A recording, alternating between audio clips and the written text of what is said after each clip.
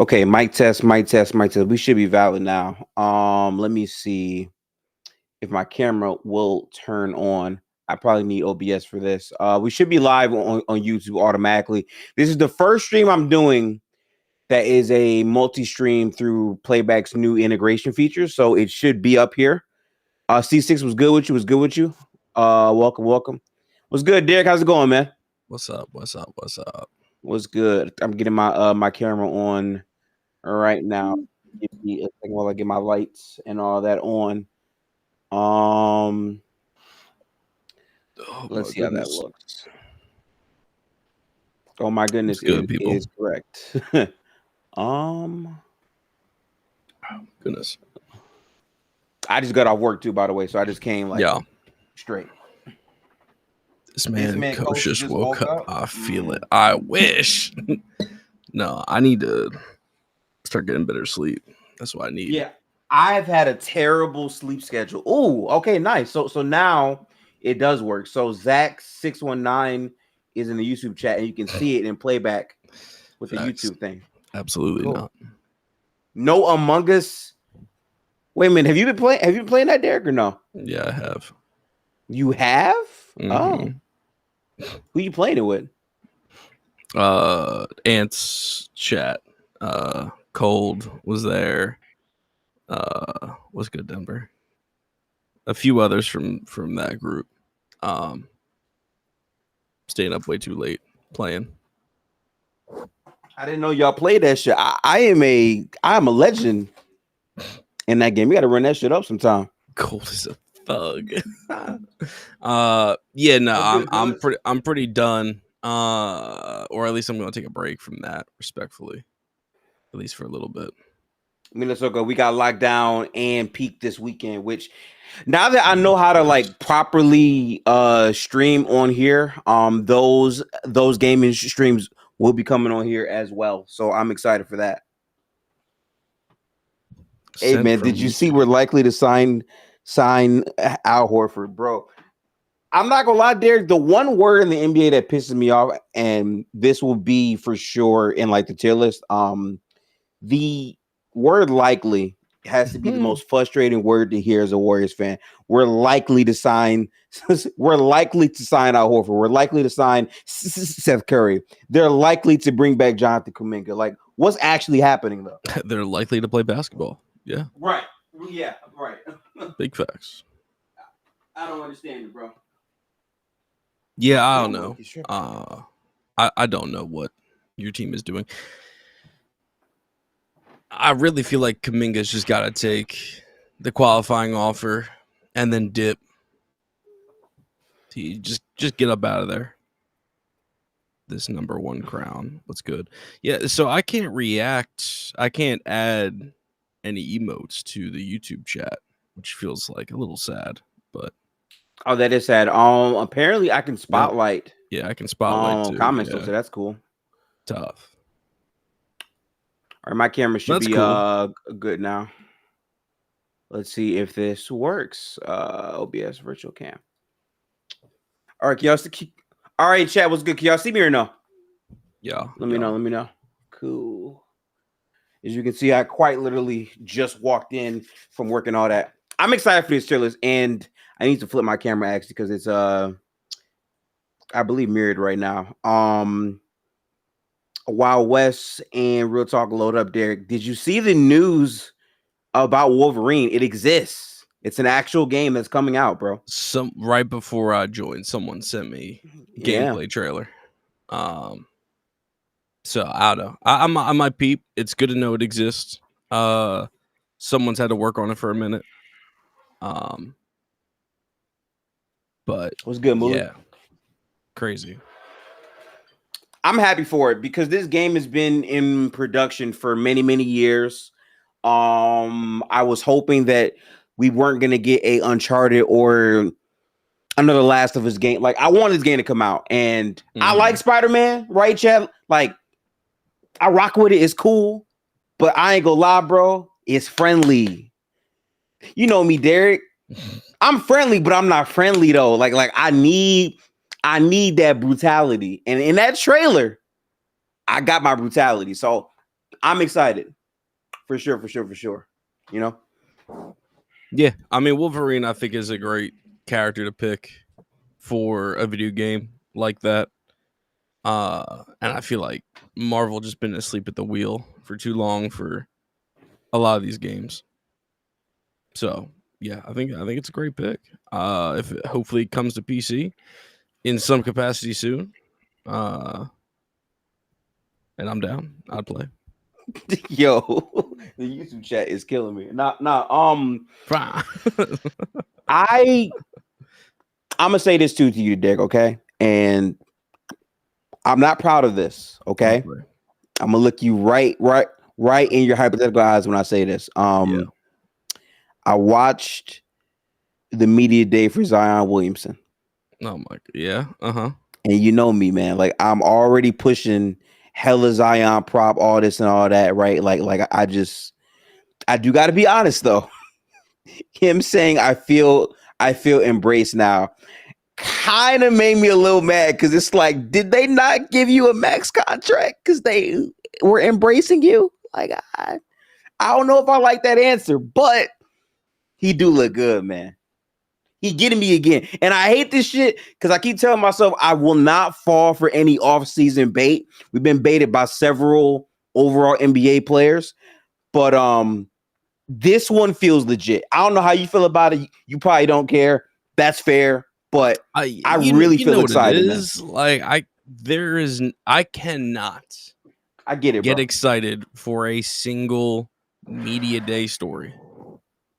Like, oh, someone learned how to shoot. Great. I've heard that before. Someone's in shape. Great. I've heard that before. Someone's coming in with no off the court drama. Cool. Heard that before. Just show up to work, man. Just play the sport. If you're good, respect. If you're not, you'll hear about it. No, like that. It's the whole team. That's exactly what it is. It wasn't even just Ben though. It was the whole team. Embiid's coming into shape, the best shape of his life. Heard that before. We were told that, Denver. Yeah. Yes. Contracts are cool. Everyone's happy. Heard that before. People respect the coaches. Heard that before. Yeah. So I'm cool. I mean, Zion looks lean. It's not like I'm denying he's not in better shape. He has to be. Unless every picture I've seen is doctored. But that you got to be on the court, man. I don't care. He could be $165, keep everything like the jumping, yada yada yada. I don't care. You have to play the games. Losing the weight's not about anything else. It's literally just please stay on the court. I hope your hamstrings are good. That's all. Like just run, like be able to do the cardio sport. So I don't know.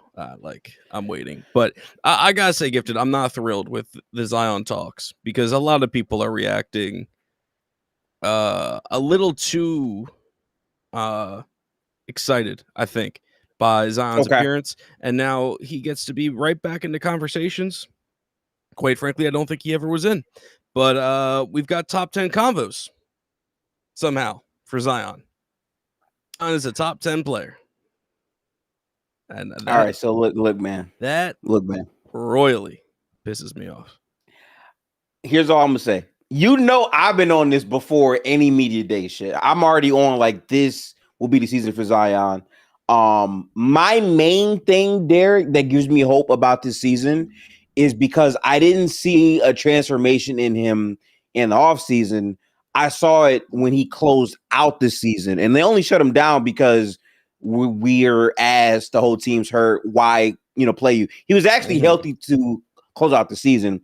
And I feel like all the work he put in from that point to now is why we have the Zion we have today. Now, what that'll translate to, obviously, if I had to bet on what it'll look like, I don't know. He has not been a player that has been historically reliable, which is fair, right? But how I look at it is, and this might be some first take talk, Derek, so please buckle up, right? No. But if you're like a great player, like you're really, really, really, really, really good at your sport, and like if you're really meant to be that, all these great talents at some point have another season.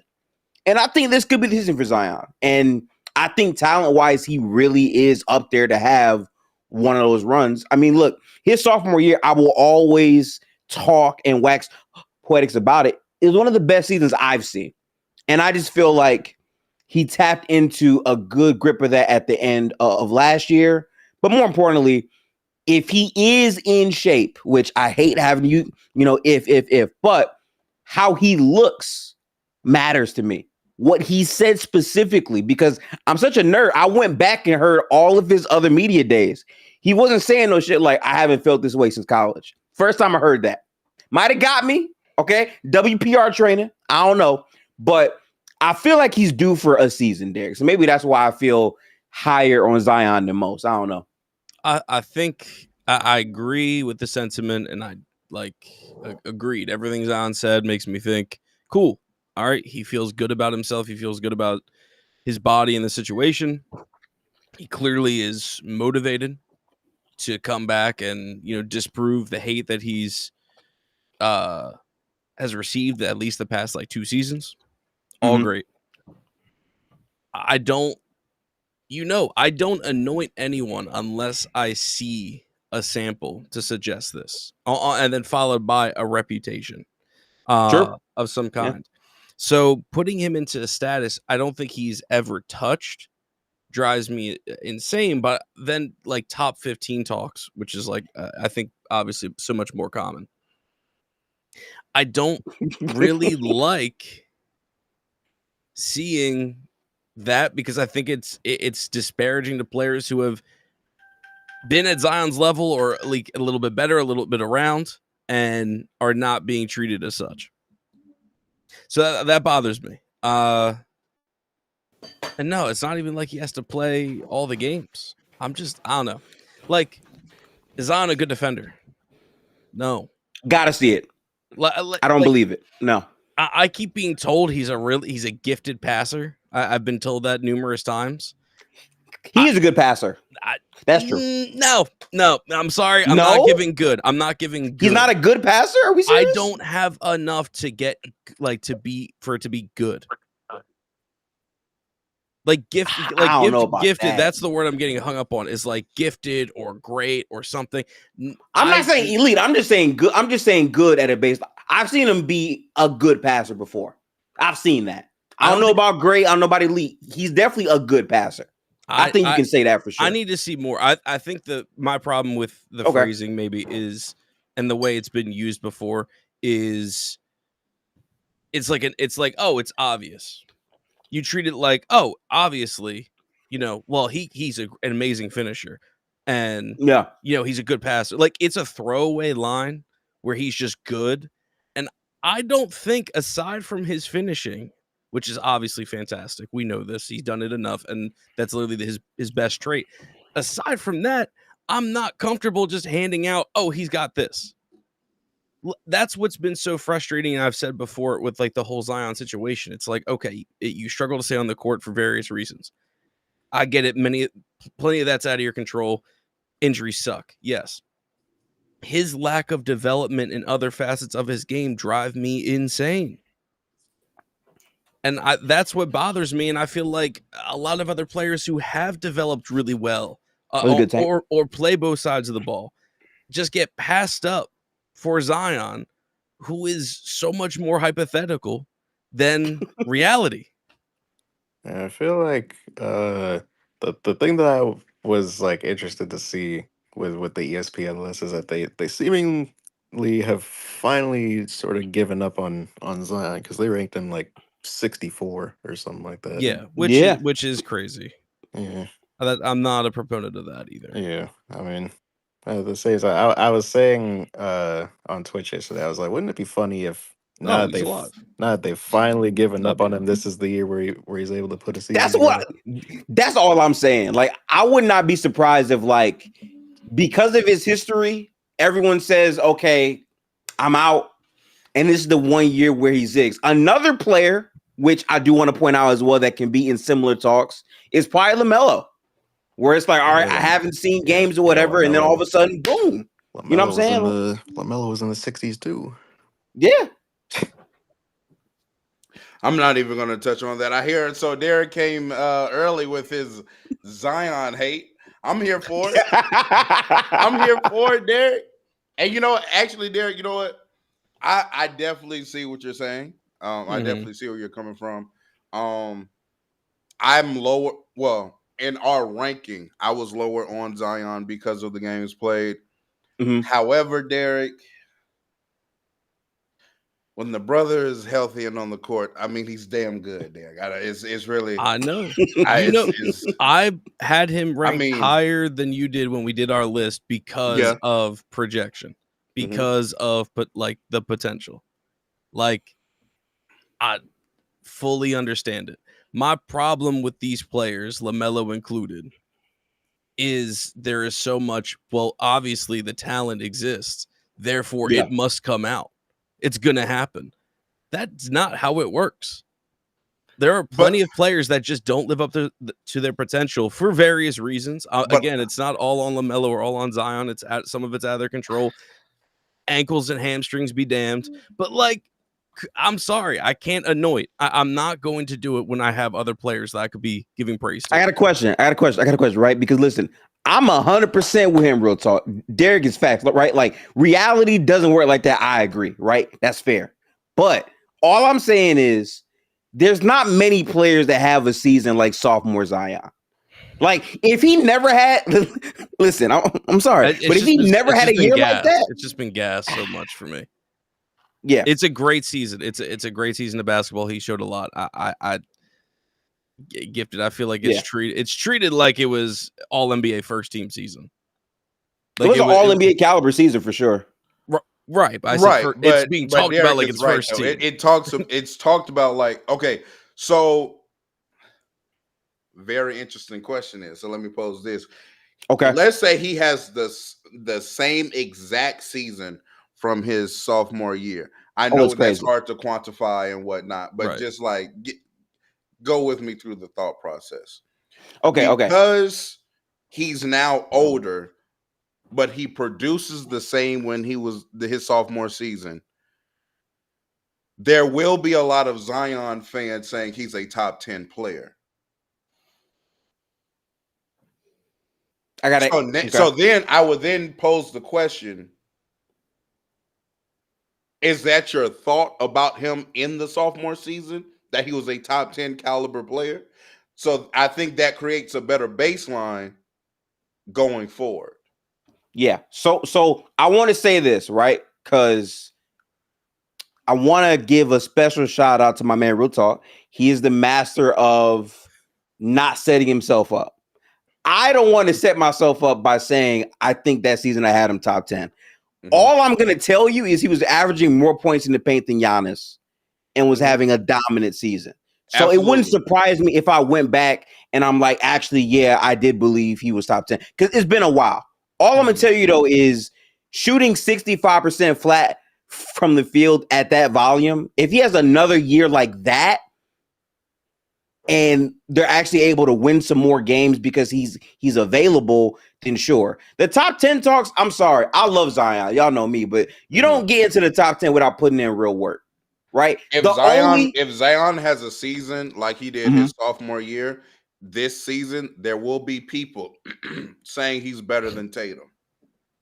Oh, 100%. But that's because he's the easiest person to do it to because he's been so inconsistent. But I'm just saying, though. So that's saying... Yeah.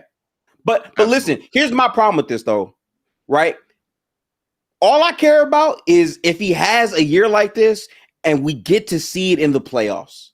Because here's my thing, I want to see what he looks like in the playoffs. Yes.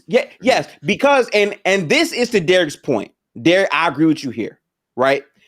I love Zion so much, but I really need to see how overwhelming he is as an offensive player when teams have time to prepare and scout on him for a full playoff series. I've never got a chance to see that. I've never had to see him have to think in real time, how am I going to react? We haven't seen that.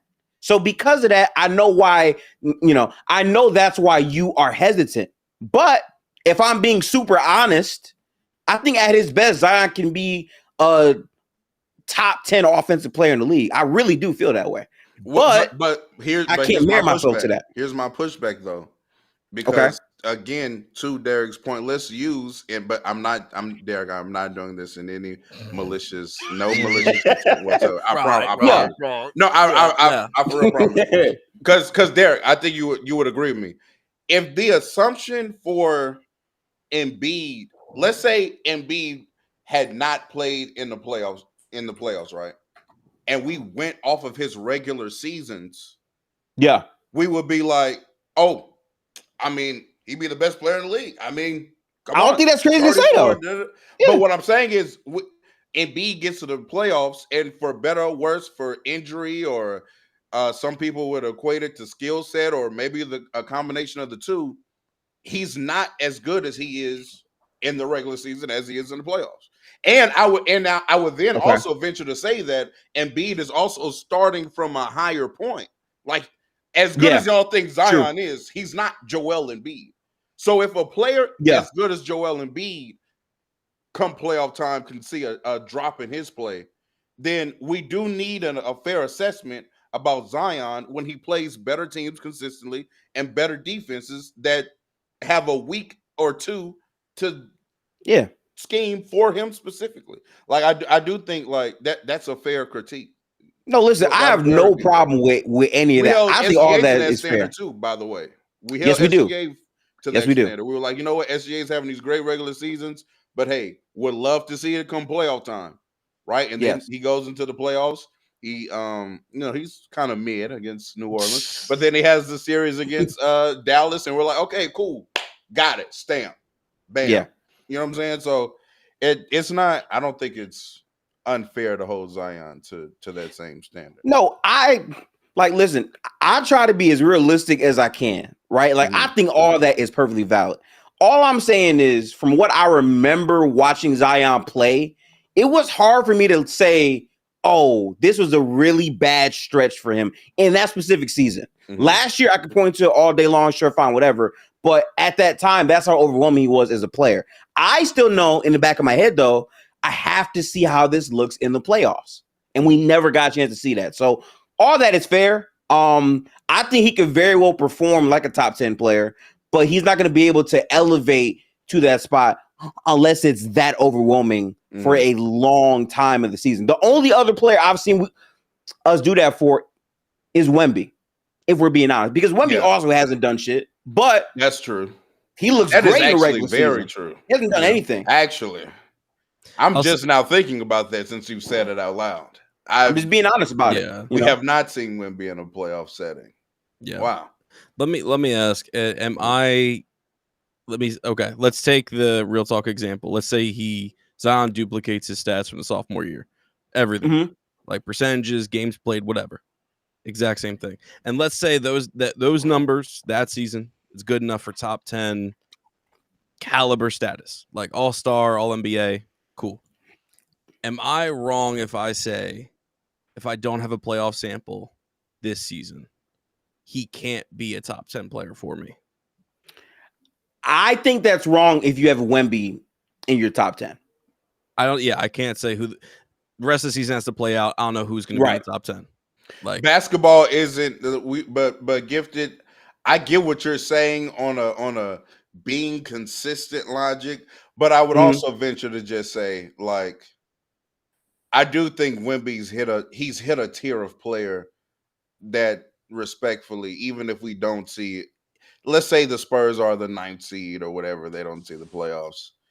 I think he's that good. I think anybody who's watching is saying that, like, bare minimum, if we're not sure about the offense translating, bare minimum, he's still going to be the best defensive player in the sport. Like that's valid to say. There's certain things that his floor is just he's that. I mean, I don't need a playoff series when I have 82 games to assess somebody, bro. Like, if Zion outplays Donovan Mitchell this year, I don't need a playoff series to say Zion's better than Donovan Mitchell. But what if Zion is bad in the playoffs? Series.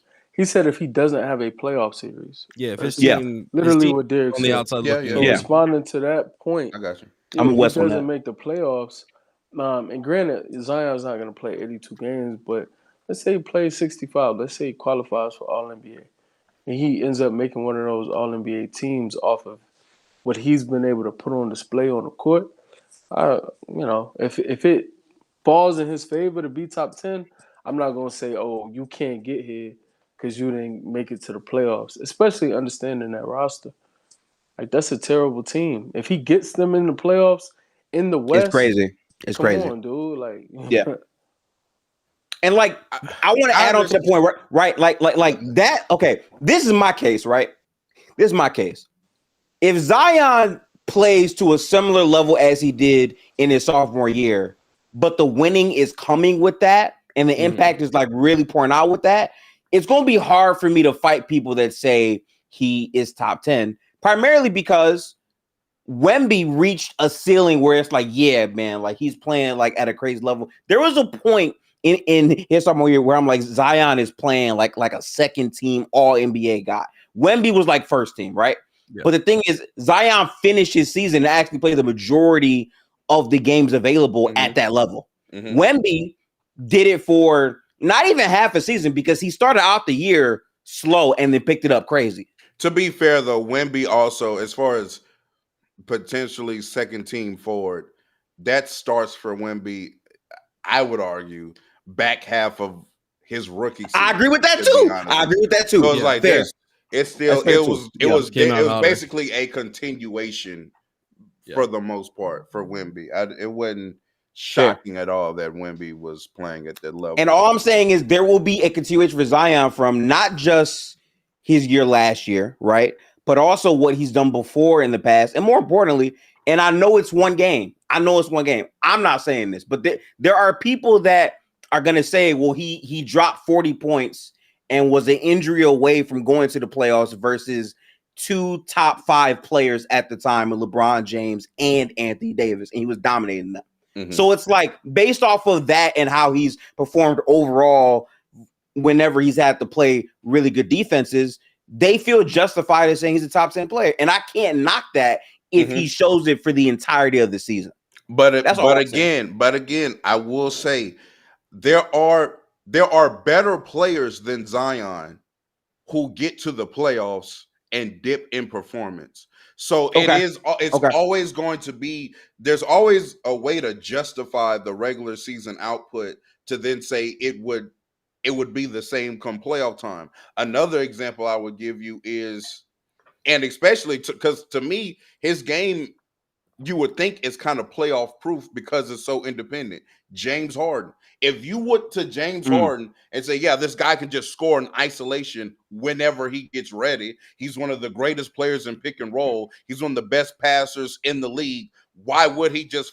But sometimes you get to the playoffs and you're a little worse.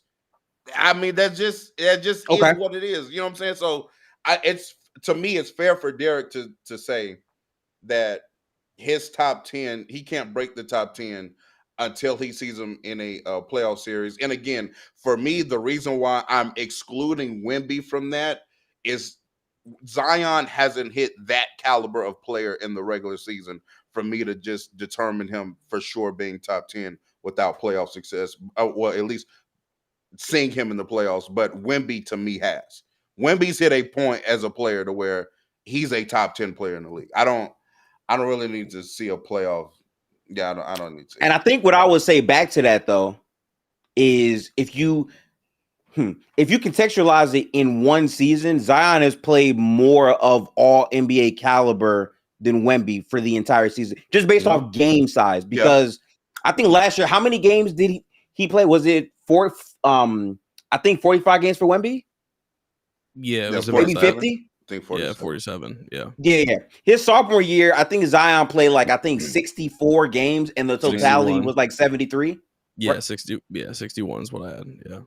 Yeah. So I feel like with that sample size, if he played, let's say, I don't know, 63 games this year out of 82, and performs that all the way throughout, even if they don't make the playoffs, if he's playing at that level and his team is just very, very, very, very, very bad. I think an argument can be made. Like his competition is what, Donovan Mitchell and who else? Well, let me say to Wes's point, like to answer Wes's original question. The presumption is, let's say again, Zion he can do whatever. He can outperform the numbers, but let's say it's just sophomore Zion. And it's flirting with top 10 status. Assuming like Zion doesn't trump a bunch of other players, then I think he's like, I'm having him wait on the outside of my top 10 without the stats. Okay. But if Zion is performing like just outside top 5, then obviously that's a different story. Yeah. Like True. that's what I'm That's saying. true. Like, and I don't have the names. It could be D Mitch, who I think is in a great situation. Anthony Edwards stands to be really, really good again. Kevin Durant's also in a pretty good situation. Like, there's a bunch of players that are flirting with like 8 through 10 in the top 10 range.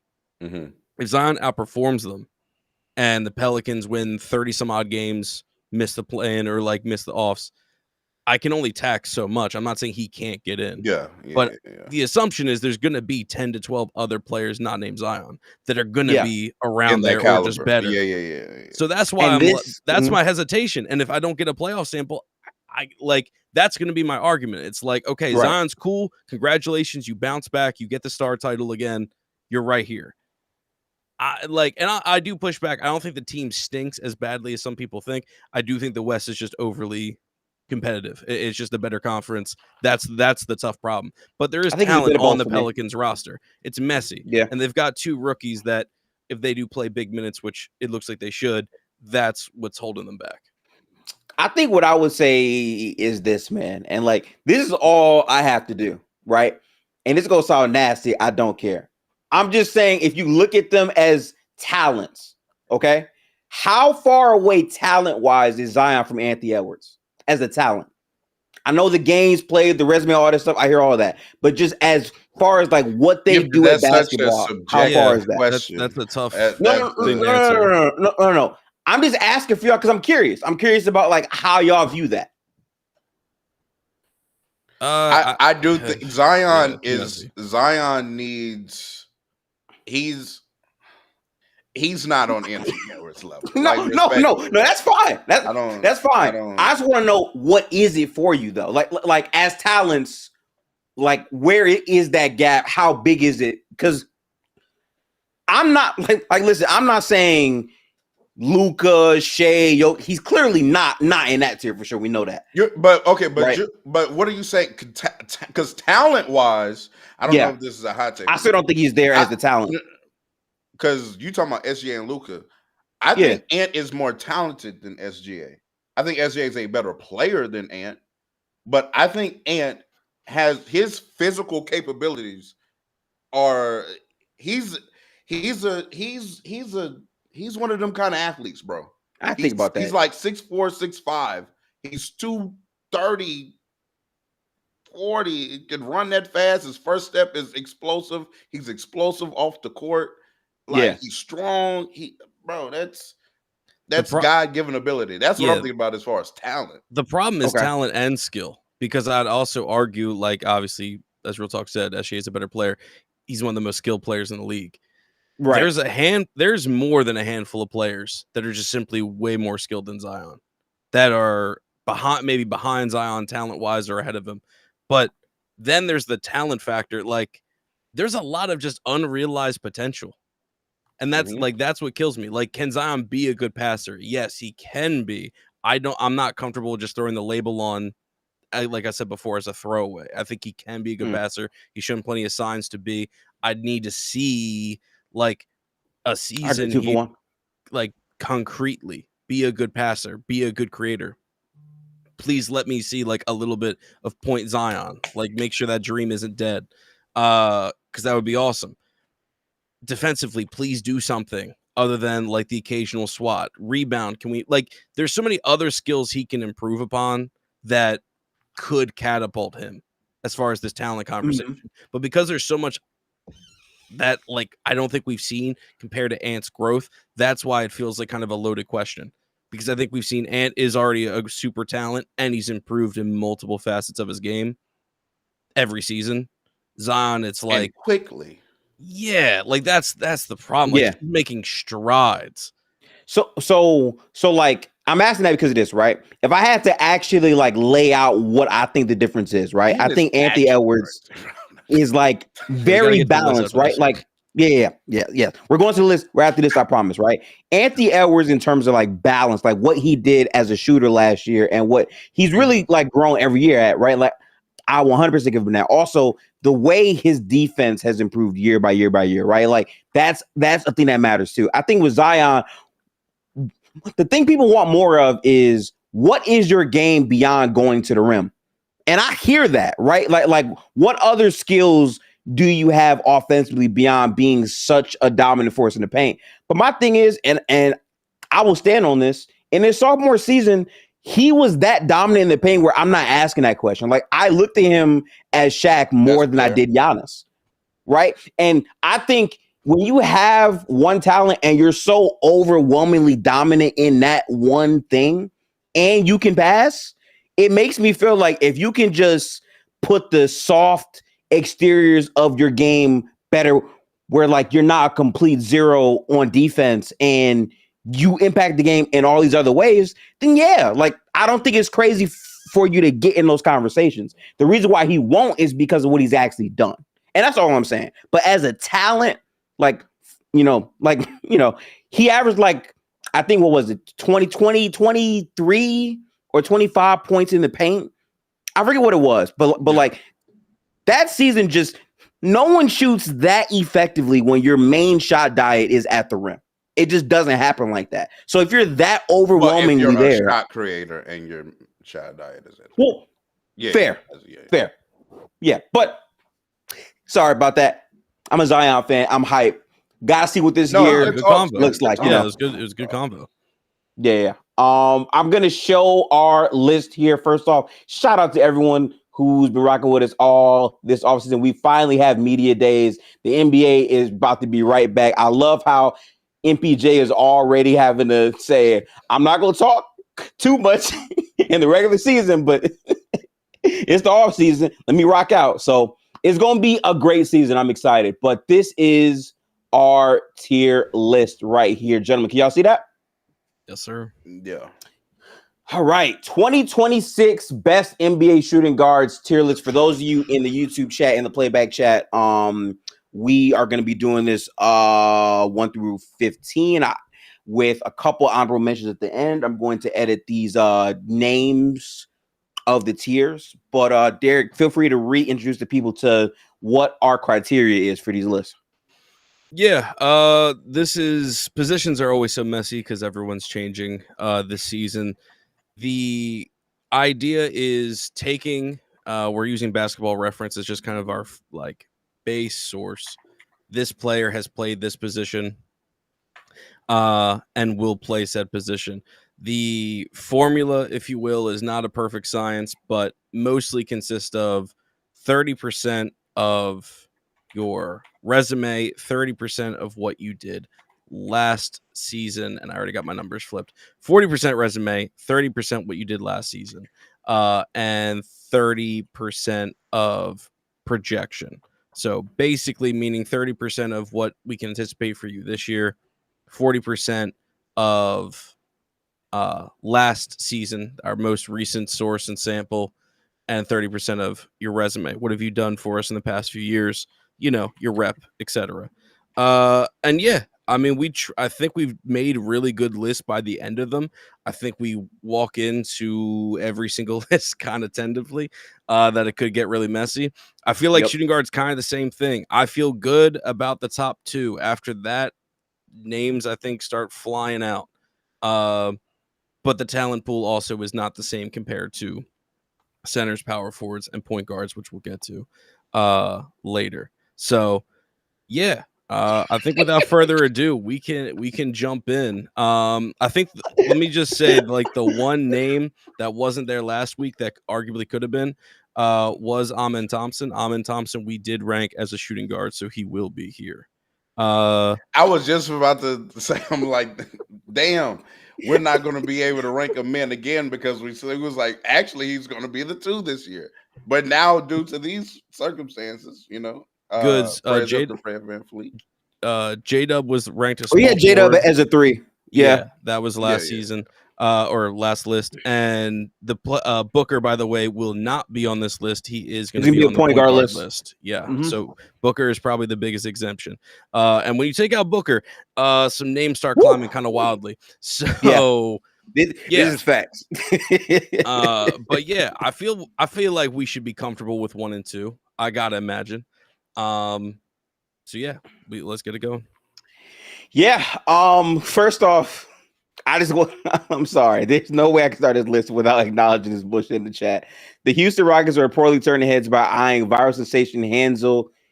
Why is his name Hansel? Hansel Emmanuel. I'm pretty sure that's probably like a troll or whatever. Absolutely. Because they need guard play and nigga don't. I'm not gonna say that. Anyway, let's fast forward to the list here. At number 1, who do you have on your list? Real talk. Oh man. I mean, obviously Anthony Edwards. I don't know, man. I'm a really big fan of Ant. You know what I'm saying? Like sitting here when we were having that conversation about like how like quickly he's gotten better, and it really is impressive what he just did, like shooting the 3 ball at, like to It's come wild, into last bro. season, like that's actually pretty wild. And you know the reports are that he's been working on his mid range game this season, so you know just excited to see what that looks like. But yeah, Anthony Edwards is an amazing basketball player. I recently actually just did my top 10, and I have him. I'm pretty sure I had him 7th. Yeah, I'm sure for a lot of people that's pretty high on Anthony Edwards, but I think Ant's really good, man. Can play defense, getting better as a passer as the years go by. The pull-up shooting element, obviously, the explosive athlete that he is, can get downhill, can't be guarded one-on-one. Also, yeah, very high on Anthony Edwards. All right. For me, I also have Anthony Edwards here. I can't lie. For a minute, I was asking myself, do I want to be the Donovan Mitchell truther? Because I think this was a much harder conversation just a year ago. But I had D Mitch as number 1 last year, by the way. So yeah. I definitely feel like Donovan Mitchell offensively has an argument to be a better player than Anthony Edwards as a processor. I think that's 100% valid. I just think the way that Ant has been able to close the gap with his defensive improvements, but more importantly, I'm sorry, the volume of shooting last season we saw from Anthony Edwards was some cartoon shit, bro. Like he's shooting above 40% on pull-up threes. His volume just went insanely crazy last year. And again, he performed at a pretty solid level in the playoffs too. So I lean Ant here at 1, but I still feel like I can hear an argument for Donovan Mitchell. I think the projection side of this also does help Anthony Edwards. I'm going to show the faces in a minute, Wes. They're right there, but you can go ahead. Oh, Ant. There's nothing to say. It's Ant.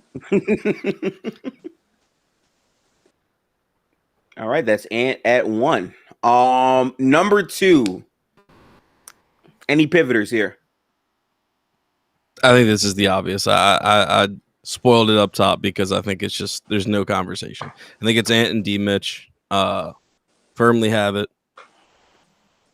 And yeah, I feel good about that for both of them this year. I got D Mitch at 2 as well. I don't think there's any conversation either, to be honest. I do think D Mitch can get back to playing like just better for himself. Like last year, as a D Mitch fan, that was a bad Donovan Mitchell year. Didn't shoot the ball particularly well. But he is a better defender now than he once was, can pass. I do think in the playoffs he still showed them blinders. Like he can get really score heavy. And I think he should have involved Evan Mobley in the offense a bit more against the Pacers. That's my opinion. But still a great player. This won't take too long since we're going on to 3. I know Booker's not on this list because he's playing point guard, technically speaking. But I'm genuinely curious about y'all. Where would he be if he was on this list for y'all? He's 3rd. After last year, 3. I would have had him Hell, better after than the Donovan last 2 Mitchell. years, 3. Like out of the last 3 years, I think D Mitch has been better in 2 of those seasons. Agreed. Awesome player. Yeah, I don't know. The point guard list, I think is going to be a lot of fun. I feel like he could be still pretty high. He's a fantastic player. It's possible. Yeah. Yeah. I mean, if he's not top 3 in that list, and he would be here, it's whatever. I guess we all agree then, because I also would have him here. I think Now, Donovan Mitchell is better. Real Talk said, Yeah, I would have had him Booker better than 2. Donovan Mitchell. Yeah, Okay. I would have had him Fair. at 2. Okay, Not that's crazy, especially after last year. Not crazy. I see, think like the it's only crazy thing about because D-Book's season that was bad last year is just pull up 3 ball. Everything else was on par. I always feel like Devin Booker was a better player than Donovan Mitchell back when he was on Utah. But I think the growth he saw in his game when he went over to Cleveland is what put him over Booker for me. But initially, I thought Booker was better than him at a point for me. But fair. He's not on this list, so we can pivot on. Derek, who you got at 3? Because this is where the list completely turns. Sure does. Sure does. I don't think there is a definitive 3. With Booker out, I feel like there are a handful of names that could be entered here, and most of them have some validity. But I'm taking improved situation. I'm taking really a good 2 years. Really good 2 years, slightly hampered by injury, but I don't know. I think when you get to this position, you're looking for well-rounded ability, not just like awesome offense. And I feel like that's, to me, Desmond Bane, who this is the highest I could be on him at 3. The lowest I could be on him was 6. And there's a few names after that are in the same. Actually, there's one player immediately. My 4th is in the exact same range. I'm just higher on Bane this season than that other player. All right, Desmond Bane at 3. What say you, Real Talk? You agree? No. I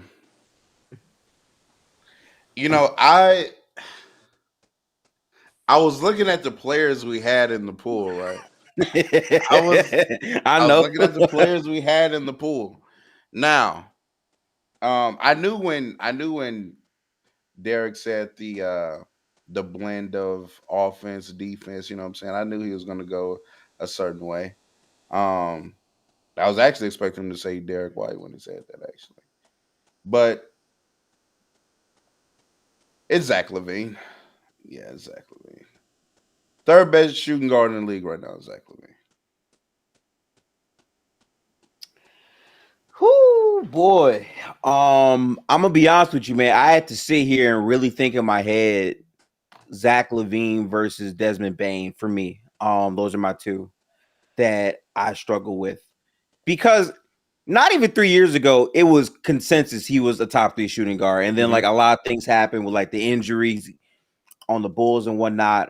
He's gone through a couple of, I would say, injuries. I want people to not forget. I know people don't watch the Kings. I understand it. He was still very good last year on the Kings as well. So I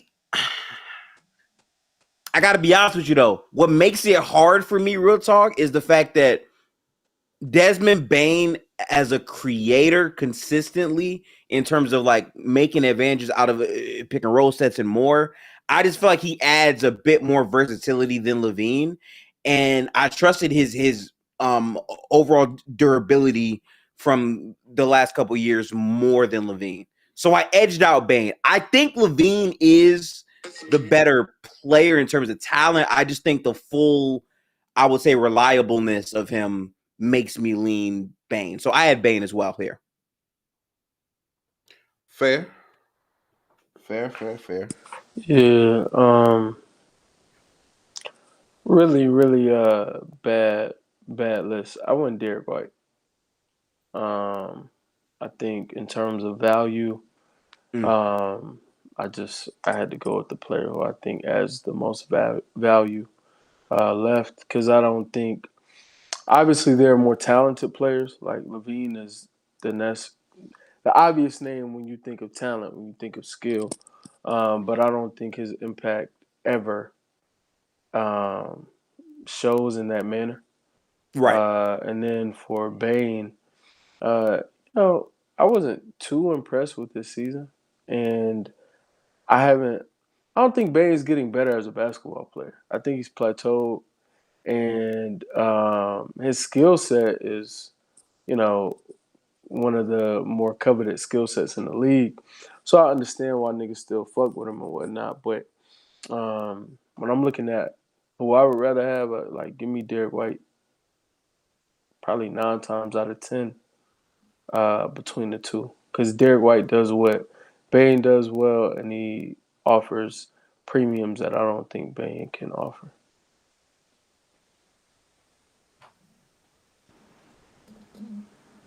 Okay. Yeah, I mean, I expected some different names. I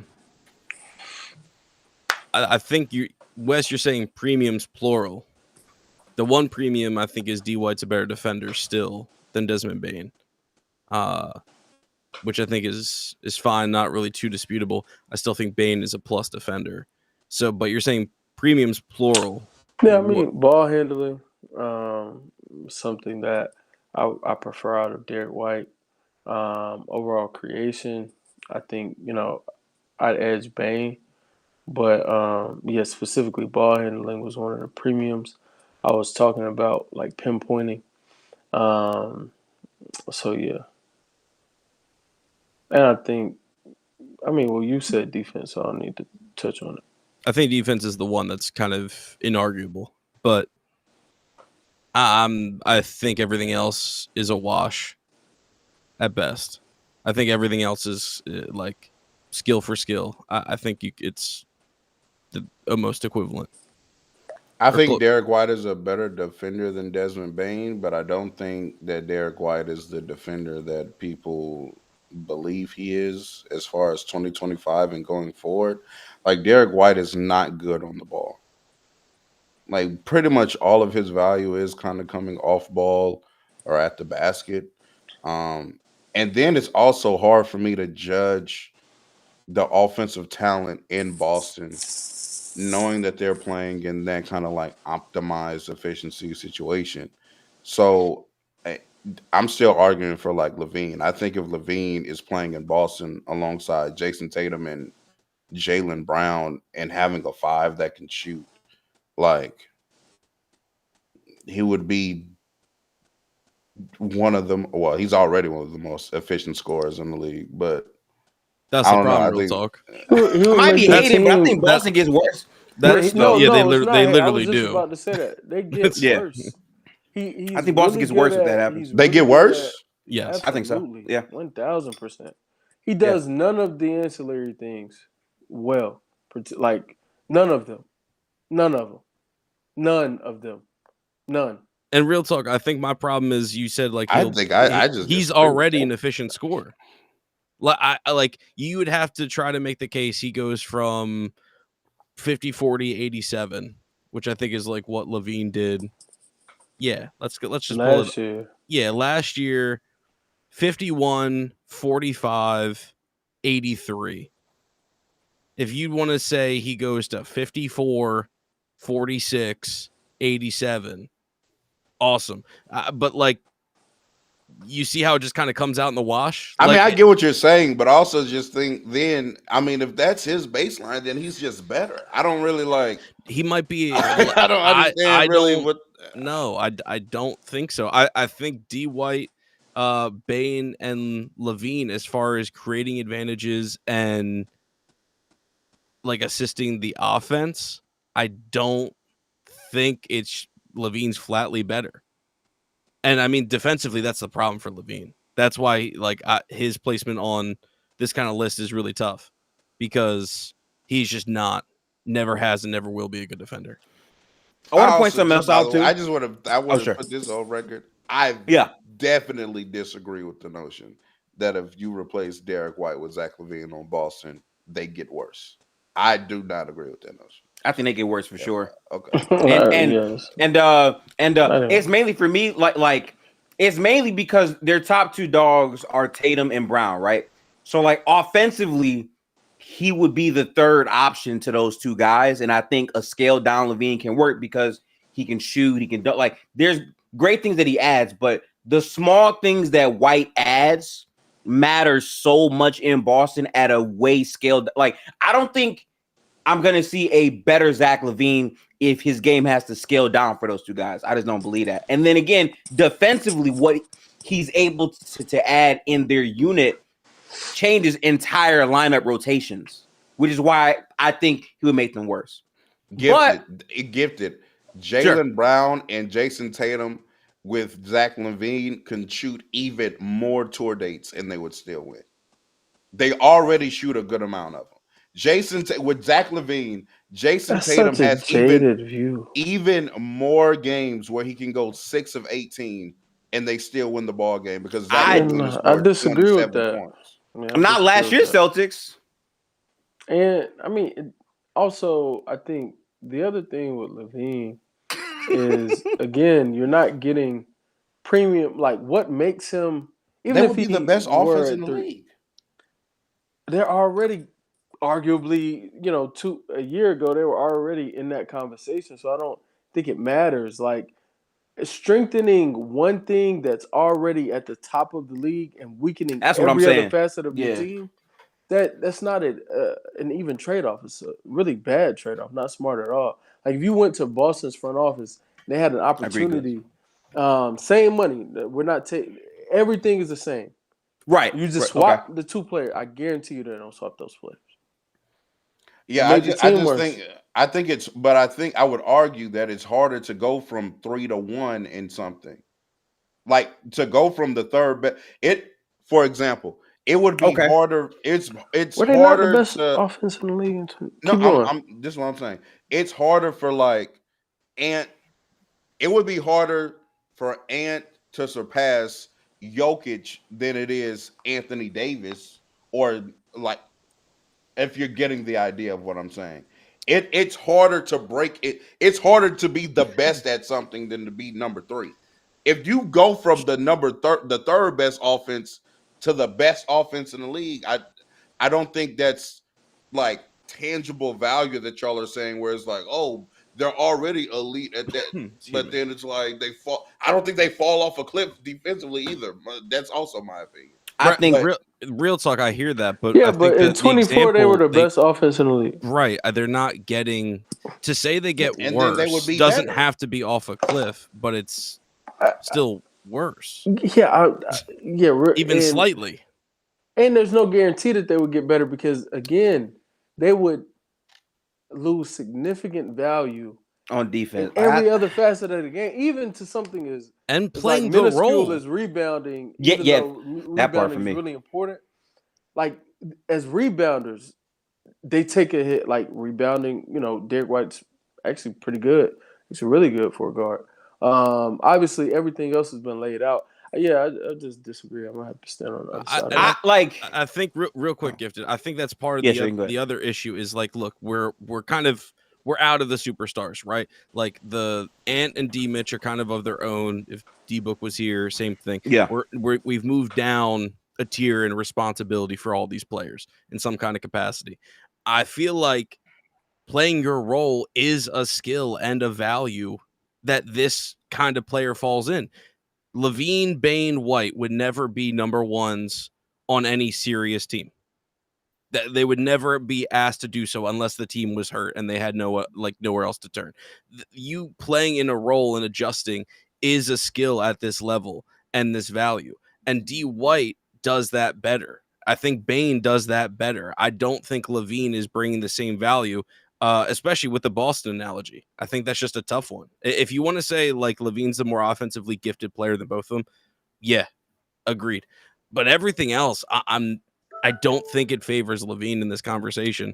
And I'll jump ahead. D White was literally tied with Bane for that exact reason. I have D White at 4. For all the same reasons. They have the exact same range. I'm just favoring Bane more this season because of his situation. A couple things I want to bring up here, right? For me, my reasoning in saying they become a worse team is because last year's Boston struggled with role players hitting shots routinely at times. And more importantly, their defense was not the same dominance. That's why they weren't as dominant this year, but they still had very good guys who could hit shots, right? I feel like if you put Zach LaVine in that spot, yes, offensively, they'll have a higher baseline, sure, but all the small things, I would say offense rebounds that leads to passes, that leads to more threes, because Boston is a chat GPT offense. We know this. Like, that's not going to look the exact same. And then again, more importantly, I'm firmly saying Derek White can scale down better than Zach LaVine. But I also feel like if he was in the same position as LaVine, White can't scale up by himself at the best. I agree with that. That's why I think that there's some conversation to it. But in terms of like actual impact, and I also factor this in, the teams they're on, I still think White is in more pole position to have more impact this year for Boston than Zach LaVine will have right now for the Kings. So that's kind of like where things came down to it for me. It would be different if I saw Zach LaVine do other things, even offensively, right? Because he's not like a real ball handler consistently in like the PNRs. He's a super elite play finisher, but as a creator, I question some things, you know? And that's why, like, to real talk, I would say if he were in Denver, I would be like, I got you. If it was that type of a situation, I would be with you. If Boston played similar to how Denver plays, or similarly to how Denver plays, it would be a situation where I would be like, okay, I still may lean D White, but I would really, I think it's worth the conversation. Boston, their style of play as well, yeah, it's just not piggybacking off of the point that Gifted made. So yeah, 4 though, I got Derek White. I think Wait, Derek who said he came had in White at at number 4 three? too. I think Derek White is. Oh, yeah, that's right. My fault. I had Bane at 3. Yeah, I thought Bane Okay. got listed. He Oh, it's didn't- Bane. Okay, it's Bane. Yeah. Okay, Yeah, cool. it was. I voted D White. You and Derek voted Bane. Real Talk voted Levine. Right. So yeah, we're at 4. And now D-White. we're at 4. Yeah, I think it's split 2-2. Unless Gifted pulls a curveball. Yeah, Gifted. Oh, Who no, do no, you no. have it for? No. I have White. I think Zach Oh. LaVine individually is a better talent than White. That was my problem. What kills Zach LaVine for me, though, is the team he's on and his overall durability. So I tax that. So that's why I have White here. But as a talent, I don't think it's that far. I really don't. Man, we're in the age now where the 2 guard that scores 25 on 50, 40 something splits is just the 4th, 5th best 2 guard in the league.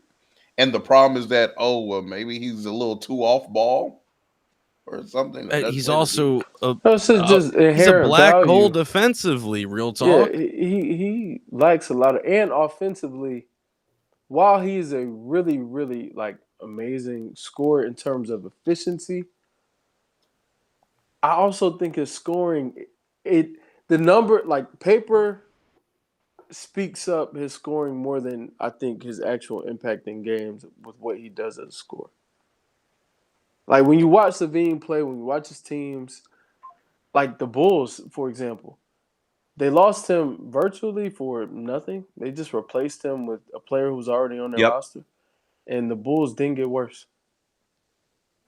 I think that speaks volumes to the value of a player, despite how good his numbers are. Like, and I'm with you. I think Levine's a hell of a talent, and he offers some amazing things from a play finishing standpoint and from a shooting standpoint.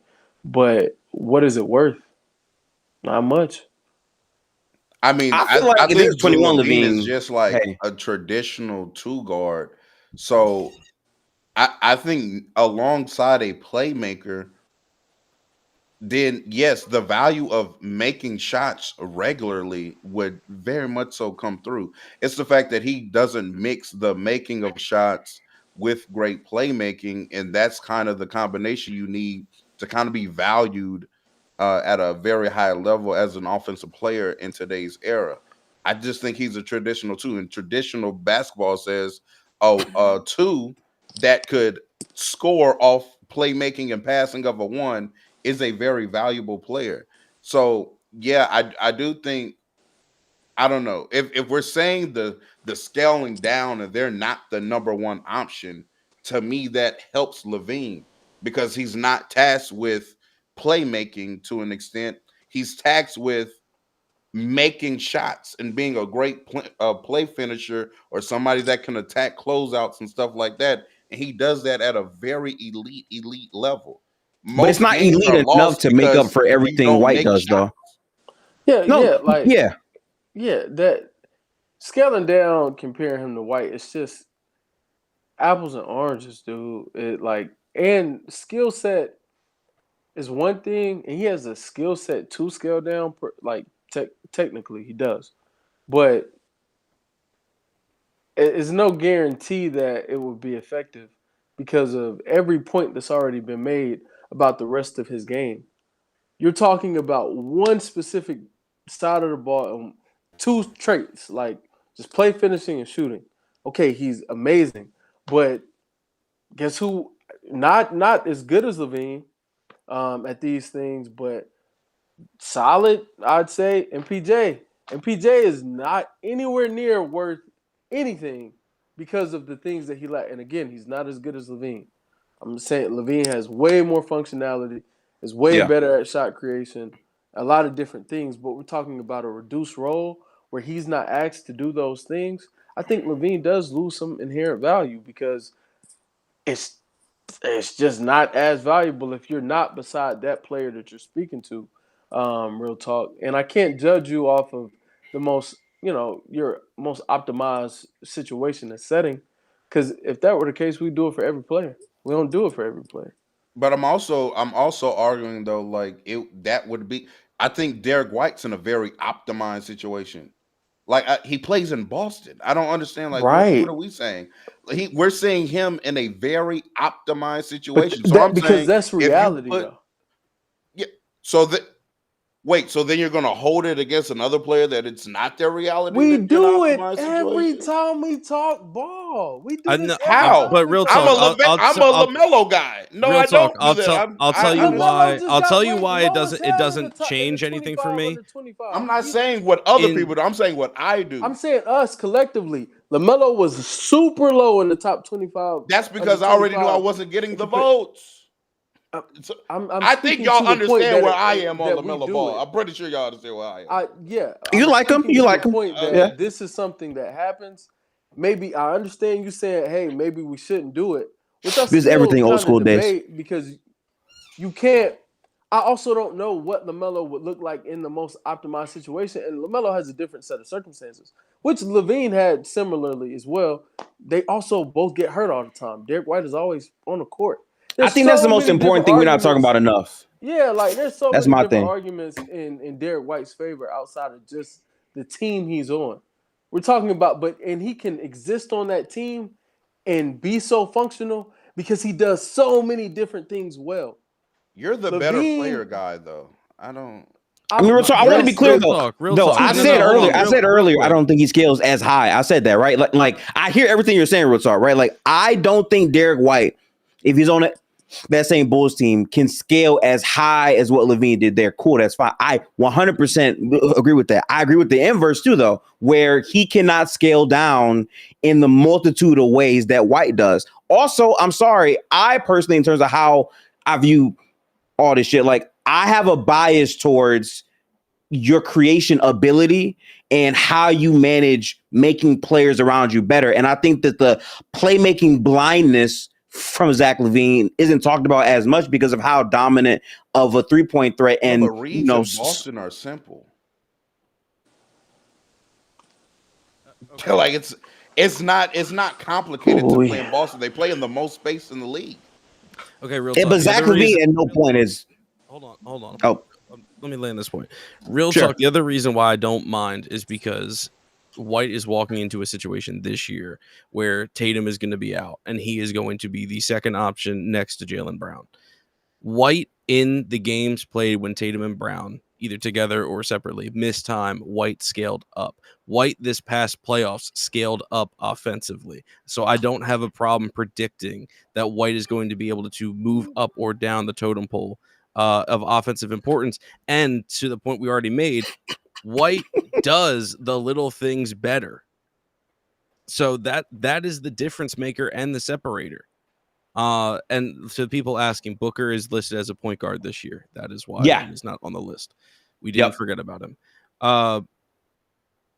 Yeah, so I think White's here. I'm fine with Levine at 5. Levine, I think, is the next. I think this is like the role he fits in.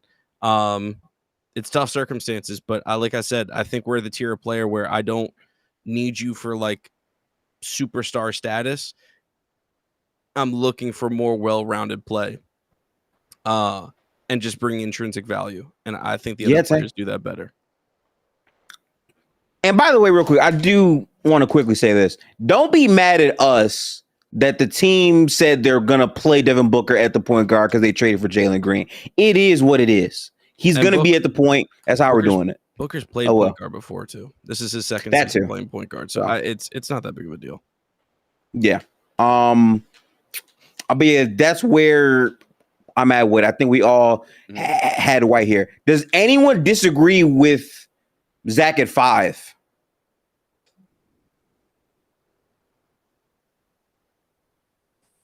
Nope. I got Zach right here too. Cool. All right. Okay, no Bivens then. Cool. Now, I'm not gonna hold you. I'm not sure how Derek feels because I know for you do like a individual range of like the lowest and highest you could go. This is where the list really takes another jump to me.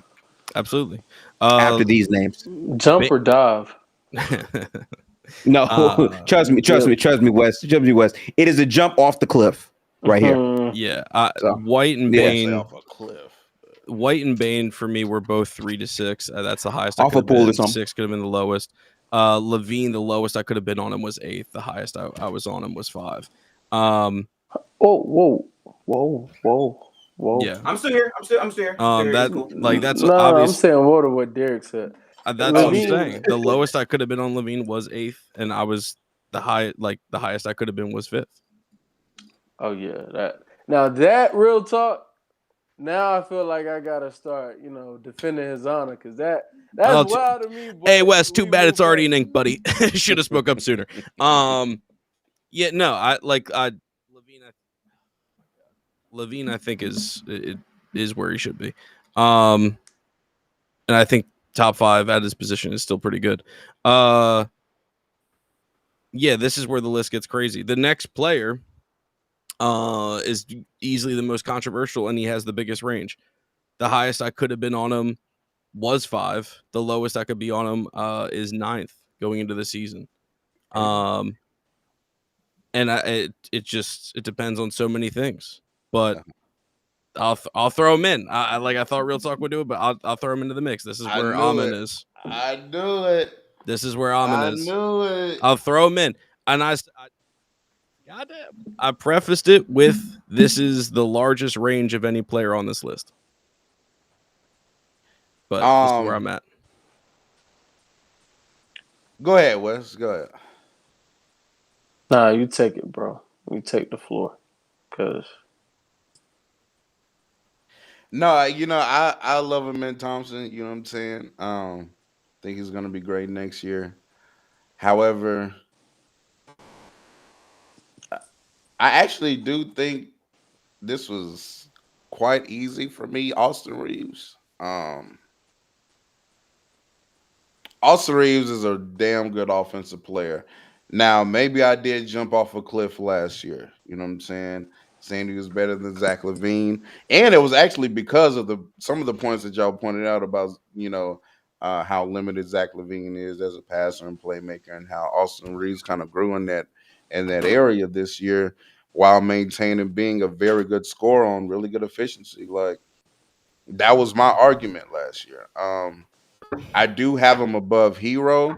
I think that's kind of the player he kind of gets comped to a lot, especially because of last season. Tyler Hero played great basketball as a shot maker. However, I just think Austin Reeves is kind of more dynamic than him with the basketball in hand. But hey, that could be me tapping Hero. I'm assuming I just came back to Tyler Hero versus Austin Reeves talks. Well, no, Derek actually had a min here. Yeah. I'm saying. Oh, yeah, I'm in here. I'm saying. Wait, you're saying Austin Reeves over Tyler Hero? Yeah. Oh, I forgot. Lakers fan.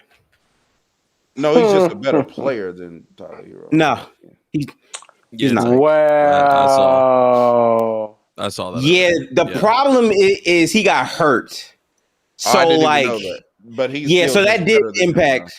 He's not though, but that did impact where like I have him on my list because of like the in-season injury.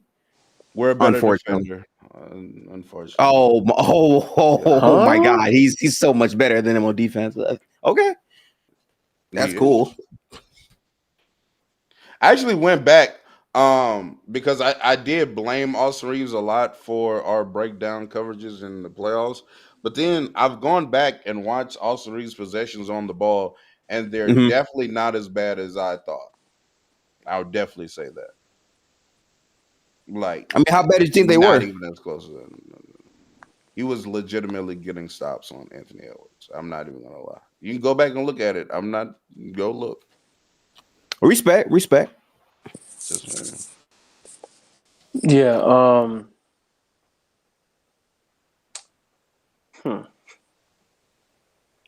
This was the toughest part of the list. I know, Wes. I know. This is full disclosure. 1 through 5, I was trying to, stick to just a certain evaluation, the way I want to evaluate the game, on a positive note. The rest of this list is garbage. And I will not be evaluating from. This is straight bias. So you know who's coming next, bruh. Y'all know who's coming next. One of y'all could do the honors, but there's no way I was putting anybody else here because they all are like super mid. Oh, I know what you're gonna do. No, you're gonna do. No, he's gonna do it. Yes, he's gonna do it. He's gonna do it. Are you taking Trey? You taking Trey Murphy here? Hell no. No. Oh, okay, boy. Okay. Lou Dort. Oh, Doherty. I forgot about Doherty. Yeah, that's fair. No. Yeah, super off. Derek knows who. Derek, I'm terrified. Man. It's not Jalen, is it? It's Jalen. Oh my God! The Jalen Green. I forgot for a second about the Jalen Green prop. Oh shit, Jalen Green. Disgusting. Oh, that's nasty. Wes, I knew when you said that. I was like, shit. Yo, wait. Chat. Listen, no bullshit. I'm gonna show you this real quick, right? Oh my God. Yo, no bullshit. Let me know if y'all can see that. Derek said like around 9:15 he got to bounce. I literally said if this goes until 9:15, someone likes Jalen Green too much. And Lord of the That is what you said. That is exactly what he said. That's why I stayed quiet because I knew what I had. That's why you stayed quiet, bro. Okay. I thought I was jumping off the boat with the Thompson this early. Jalen, come on, Wes. Well, we doing projections too. Yeah, it's 4 for me. Man. It is a part of it. Projections a part of it. But my God, Jalen Green was like, man, that was different levels of ass cheek in the playoffs, though, man. I'm sorry. In the playoffs was putting together a pretty decent regular season until the last like 5 games of the season where they didn't have anything to play for, and he just went out there and stuck. Actually, it was like 3. But I don't even count those then. Yeah, but I mean, it really. Oh my God, Tank! Don't do that to me, Tank. Wes, here's my problem. Look at it. Pause. Hold on. Pause. Look at his neck, bro. His neck. Well, that's what I'm bones ain't saying. This never- nigga is like, about to. bro, that nigga, he about to be a demon, bro. Like, That nigga looking he different, about man. to I'm be a sorry, demon, bro. But go ahead, Derek. Right, I right. don't ever fall for the catfish either, but this shit look crazy. You man. and you're falling I'm for saying. it. Like, okay, like This looking ain't at a him. catfish, though. Oh, He yeah, ain't we don't never even been need this to. small. We don't even need to see workouts. We get to see still images. Look at a man's Listen, IG. I've been strong and for he's 3 better. years, man. Like, I've been strong for 3 years. Respect me. I've been brutally honest for 3 years. yo, don't even show up to a combat anymore. Just send pictures. Oh, he got to be. He got to be good. That's a fact, Tank. Here's the problem, Wes. You picked a player who playing more games hurts his status. He played all 82, and that's unfortunate for him because that means I got to see more Jalen Green be ass. Oh man. I like respect your projection, respect your fandom. Fun player, still has high potential. I don't think he's washed. I don't think it's over. Honestly, think Phoenix is a good opportunity for him. I don't think that means he can enter top 8 conversation in shooting guard. That's fine. You put Amin. I don't care. I ain't go. Hey, like none of these niggas are worth me debating over. Like it is what it is. Okay, Y'all put people where y'all put them. Jalen Green is at 6 for me. What you got, Gifted? I ain't gonna lie. We all have different niggas. I have Tyler Hero, man. I think that last year, offensively, he was everything for Miami at the start of the season. Bam was absolute dog shit until the second half of the year. And I think that the scoring load that he had to consistently produce against and his improvements in reads in the pick and roll really did move me, man. Respect to Austin Reeves because he's also a good player that is scaled down, but I just don't think that consistently he had to face the same coverages that Tyler did, and I don't think he was as productive at that. Now, I do think they're comparable players. If I had to like take Austin Reeves in a bubble and say how good would he be on a different team, I think it might be somewhat comparable, but I just think what Tyler actually did on top of being a very consistent volume shooter for them, I'm leaning Tyler, man. It sucked because when I read the news about him not being like there for the start of the season, it really made me wonder if I should push him down further. It's a very hard spot for me because I think he's good, but like the durability is the one part where I'm like, I don't know how this is gonna go. But to me, his closest comp is probably Austin Reeves and then Amin. And I kind of feel like Amin is approved. Oh, did they kick us again? It says media only right now. I don't know what happened. Oh, you know what? I can fix that. I think. Hang on. Are we back? Yeah. So. Yeah. So yeah. Sorry. I'm yapping. I got Tyler Hero here. I think another year with no Jimmy Butler and what this Heat team is really relying on, I think Tyler is going to be another important cog to them, and I think he can play at a similar level, if not better than he did last year.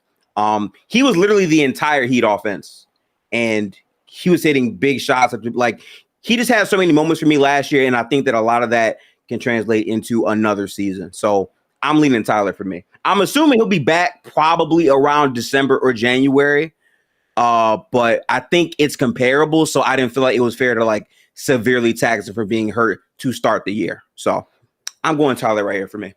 I just think that I don't know. I think Tyler has more regular season opportunity than Austin Reeves, but Definitely.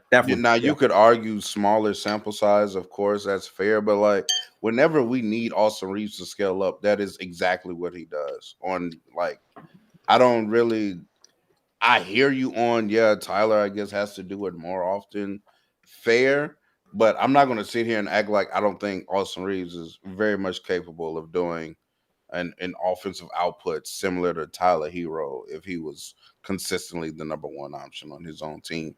And I think that also, though, means that it leads to, I mean, Miami what was Miami ranked offensively? What was their offensive rating? Top what? Let me find that for you real quick, actually.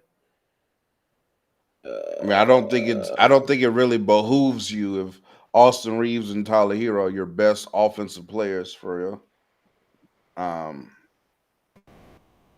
But I don't know. I get Tyler Hero though. He had a really good season.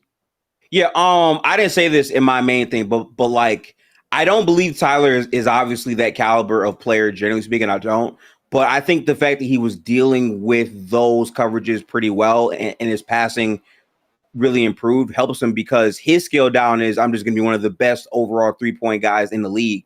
And I think with Austin, he's more of a I need the ball in my hands consistently to get to my shot. Like I think he took strides with his catch and shoot. I just trust Tyler more in that department. So I think scaling down is easy. And I truly think defense is a mid off.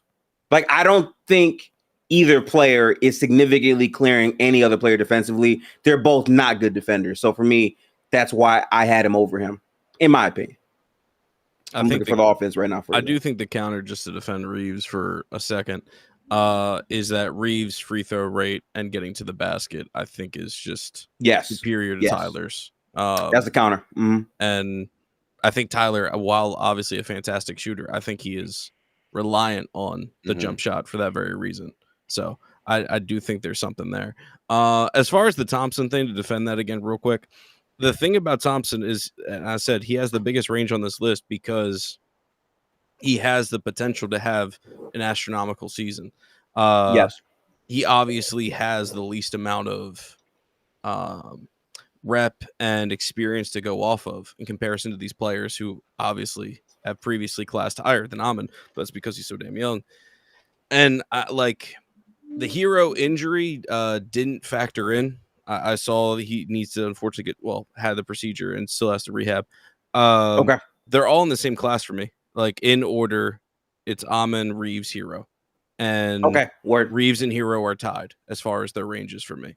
So I do think there's the same caliber of player.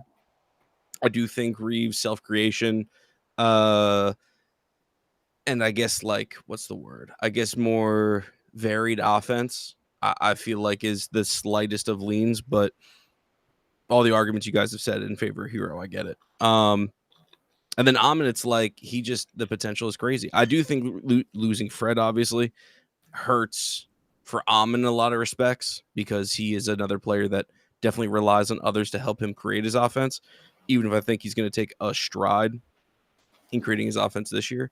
But I also just can't not acknowledge he's the best defender on this list by a good margin. Yep. And him as a play finisher, rebounder. By a good margin? I mean, Lou Dort's on there. Yeah, I'm taking Amon comfortably overall as a defender. So, okay. Shout out to Lou. I think Derek meant the field in general, though. Yeah, that's what I mean. Like Amon's one for me in that perspective. So, yeah. So I'm happy we can have this conversation, right? Because I've been very outspoken with my belief in who Amon Thompson is. I think he's a very good player. I just think offensively, I have to see more for me. I think defensively, he's going to be one of the better defenders day one. I believe Fred VanVleet going down actually impacts where he would be for me on this list, because to me, Fred just being there offensively to make it more manageable and as another offensive option for him to go to would have really helped his game more in this year. I think not having Fred in that spot makes it a bit more complicating. This Rockets team isn't going to be able to generate as many 3-point looks with Fred out, obviously. But I also think that what you could argue is Fred going down gives him more minutes, which could lead to more increased overall production. Because people keep saying, how is he going to look offensively? What I care about is how is he going to look handling the ball? If he can handle the ball at a high level, I think that trumps whatever people say about the shot. Like, that stuff is fine. He's a one-of-one type of athlete. And I always say this, if you are a different tier of athlete, that shot shit, I don't really care as much for. I'm a Zion guy, right? He's a tier one athlete who can handle the ball and get to his spots. If Amon can do that, that will change how I view him as an offensive player. I mean, I don't think it's crazy if the season plays out and then we go back and we look at this list and like, oh, I'm in. Maybe it was better than Derek White and Zach LaVine last particular season. Is it likely? Probably not. No, it's not. Yeah, probably not. But is it a possibility? Depends on how Almond plays. I just think that number one, I think the Fred VanVleet loss is going to be felt more in the playoffs than the regular season. I think the Rockets are going to be fine in the regular season. I think What's Gavin said? the Bro, no way. yeah, I think Wait, what did you say? What did you say? What did you say? Who, me? Yeah. I said the Fred VanVleet loss is going to be felt more in the playoffs than it is in the regular season. I think they're just going to double down on what they're good on in the regular season. They're going to have even more lengthy defenders on the court now that Fred VanVleet's not playing, and they're going to be maybe because of that an even better offensive rebounding team. They're just going to lean that direction. Like Fred VanVleet, they may have won 3 to 5 more games with Fred VanVleet in a regular season setting than. I mean, that makes a huge difference, though. No, but I'm saying they're going to relatively produce the same result come regular season. That's what I'm saying. I don't know if I agree with. I don't know if I agree with that. It's Actually, going to be felt more in the playoffs, the Fred VanVleet loss, than in the regular season. Because they're still going to be a great defensive team, and they're still going to offensive rebound, and that's what made them a good team last year in the first place. But I think my argument, though, I think also the secondary ball handler was Jalen Green last year, right? Right. It is now Kevin Durant. Is Kevin Durant some great passer, playmaker, yada yada? No, not at all. But I do think he does that better than Jalen Green. And I think this year they plan on, at least this is the plan, they're gonna play even more through Sengun. So really what the Rockets are gonna ask somebody is, hey, get the ball past half court, make a pass to Sengun at the top of the key at the 3-point line, or a mid-post up for KD and get out the way. Guess how much they're gonna struggle with that, buddy. Guess how much they're gonna struggle with no entry pass. Like who on that team can be relied upon to make entry passes? How do they get Sengun the ball consistently? That's a good question. At the top of the key, at the 3-point line? in spots where he can truly affect the game. He's not truly affecting the game in the way that Sengun will be great at affecting the game if he's standing at the 3-point line. If he has to touch the ball 3 feet inside the arc, that's not actually how he should be playing the game, nor is that how he's going to be most effective playing the game of basketball. But go ahead, Gifted. I agree with that point. I still don't think they're going to suffer much value loss in a regular season setting. They're still going to win. They lose 5 more games than they were going. I don't agree. I don't agree with that because to me, what Fred about that. What Fred VanVleet does is he makes the overall rotation way cleaner. He provides you spacing with defense as well. And more importantly, he's a stopgap. I just think having a guard that can dribble the ball, run a 2-man game with both either Sengun and KD is a good thing for you to have. If you don't have that day one, you're relying on KD to be more on ball, which I'm gonna be honest with you, can lead to him potentially. Better option than Fred. Okay, but I'm getting to that though. Asking KD to play more on ball and have more of those duties can lead to you overwhelming him a little bit for a regular season workload. And if his availability is in question for the season, no, because the difference is now on previous teams, he was also the first or second best defensive player on the squad as well. That's what he was in Phoenix. That's what he was in Brooklyn. Offensively, does he not have certain deficiencies that would cause him to struggle if that's his primary role offensively? Obviously, yes. Tell me about how defensively. No, I'm not stopping because you made a point that has nothing to affect them in a regular season. That's not true. I don't agree with that at all. Not to a great degree. No, it's not. Keep going, Gifted. With Fred VanVleet, they were already going to be at best a mid offense. At best. I don't think Fred Van And now that's going to be worse than that. But the conclusion and defense too, by the way. Gifted.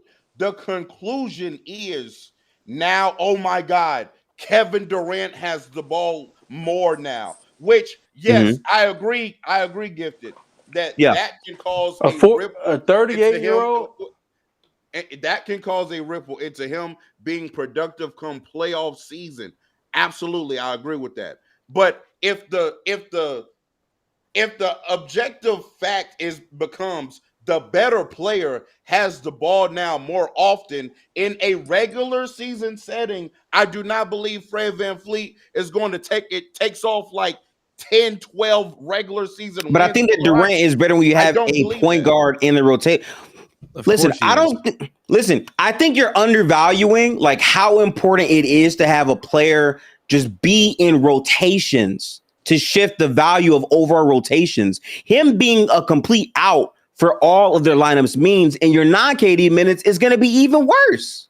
That's my point. Like you lose a sense of offensive and I would say defensive because he also can guard too. You lose that value and versatility on a night-to-night basis, but it's not going to be like okay, but go ahead. It's extra depth. Sorry, it's extra depth you're missing out on. It's a lot. It's way different if hey, we can go Fred here or we can go Amir. Like we have different looks. You're losing that look at a premium at the guard position. That's my problem, and that hurts your team on a night-to-night basis. The defensive point, while I disagree with it, but I understand where you're coming from. I just disagree because I think they're going to play bigger and they're just going to go more defensively slanted lineups. So I don't think it hurts them defensively for real. I think offensively though, I think this is, and again, real talk, I'm with you. I don't think it's to the tune of 10 to 12 games. We disagree with 5 games not being that much of a difference in the regular season.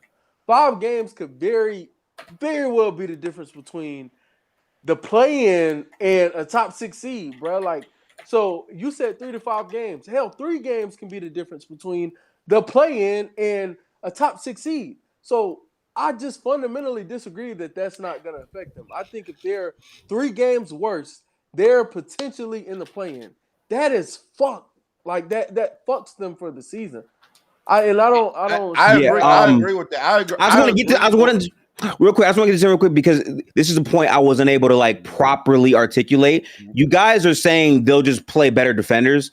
My point is most of those players that will be better defensively are going to be worse offensively. So you're still losing value no matter how you overall slice it. And I'm sorry, if you cannot score the basketball, you're going to be playing more possessions overall defensively, and that's going to lessen how effective your defense is, especially when you're losing a plus guy on that defensive end. They were dead ass. They just played y'all. They were the worst offense by far in the playoffs. They took y'all to 7. Look, this is what I'm saying. Look, this is what I'm saying. I agree with that, yeah. Wes, I agree with you, and I guess I was thinking just more granular, just in the micro, I definitely agree with you. A 3 to 5 game gap in the Western Conference. I'm saying on a granular level in the regular season, I don't think they're that much worse of a team. That's really what I'm saying. I think the Fred VanVleet impact is felt more come playoff time because yes, I do agree that's when that is going to be felt more as far as value, as far as like winning and advancing in the playoffs. Absolutely. What I'm basically saying is I think the Rockets can still generate relatively the same amount of wins come regular season time. I do think they're a worse basketball team though. Absolutely. I think I wouldn't disagree with that. So like before this, where would you have the Rockets at? Like 3 or 4? I still got them finishing bare minimum top 5 in the West. If everybody is healthy, though, I have to say if everybody's healthy.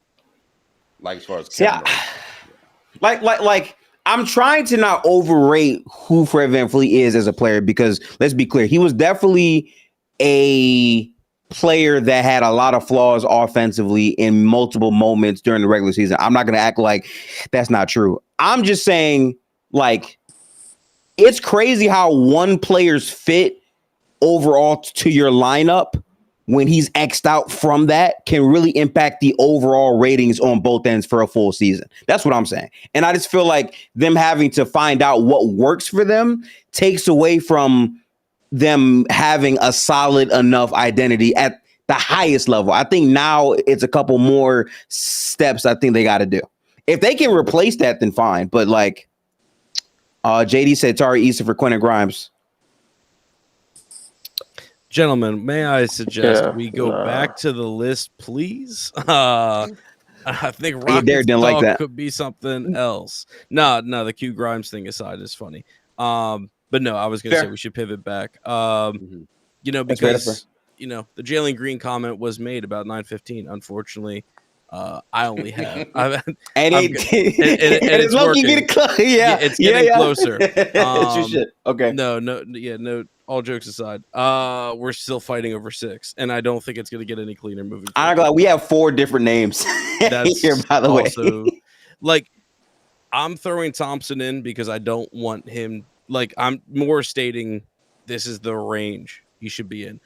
Like Wes already said about his list. I'm not really like.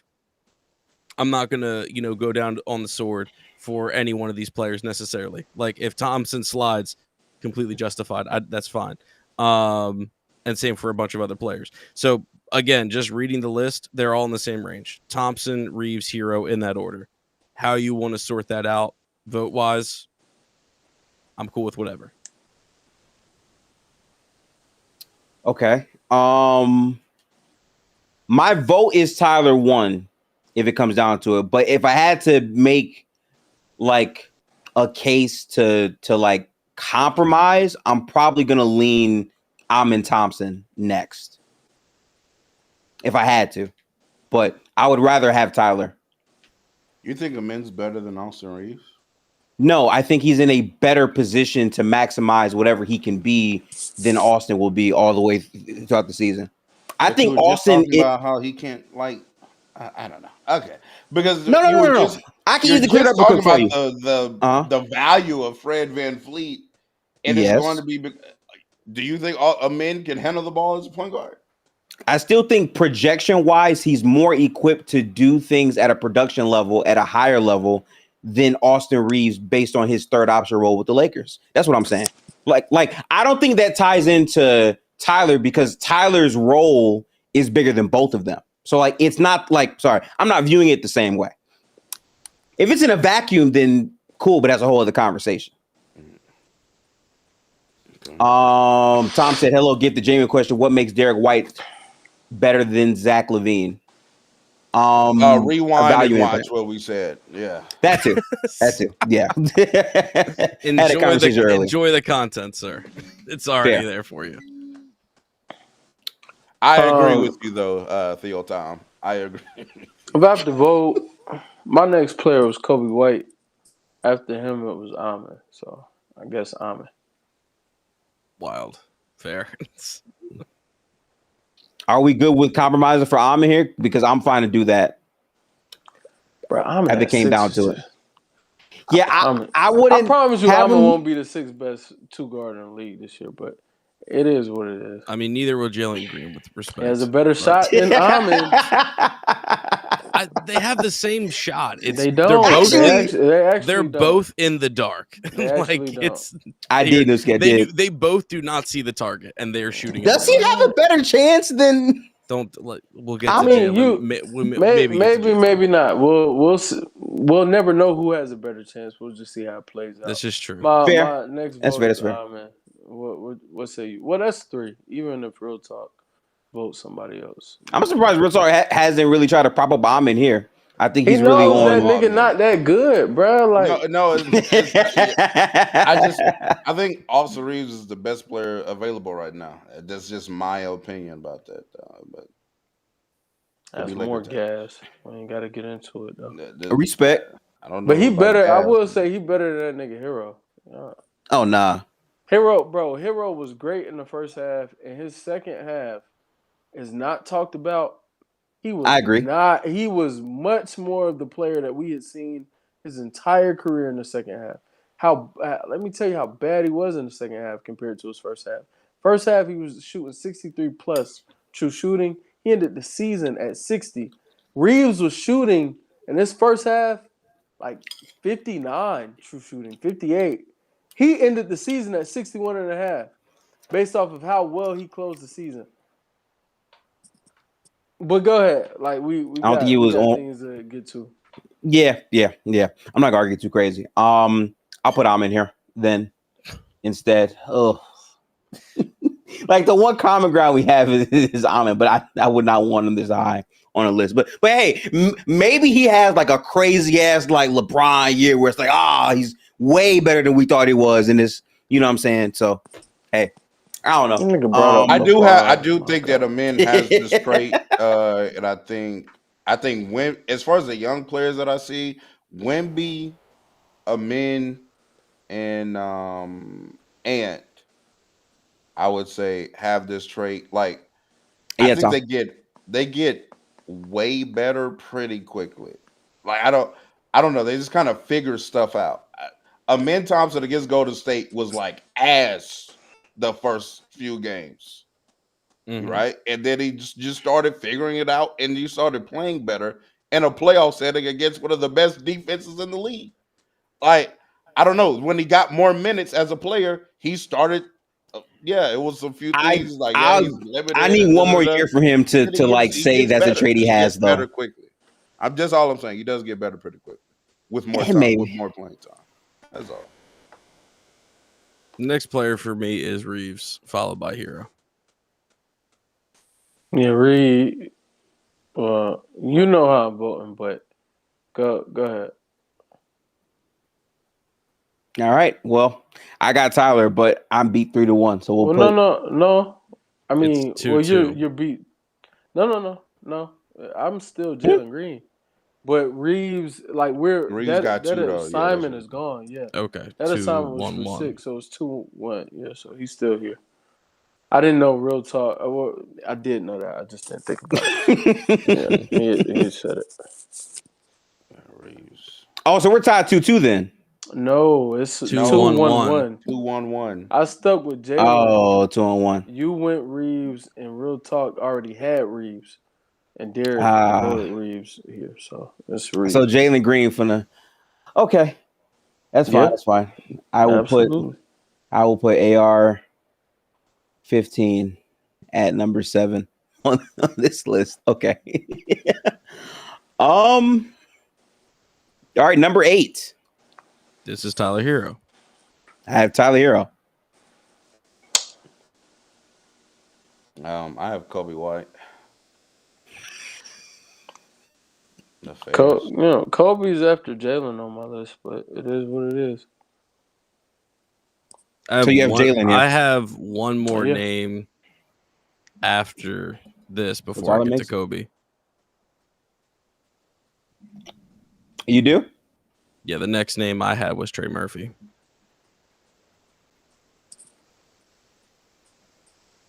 I didn't expect you to say that. Why is he even here?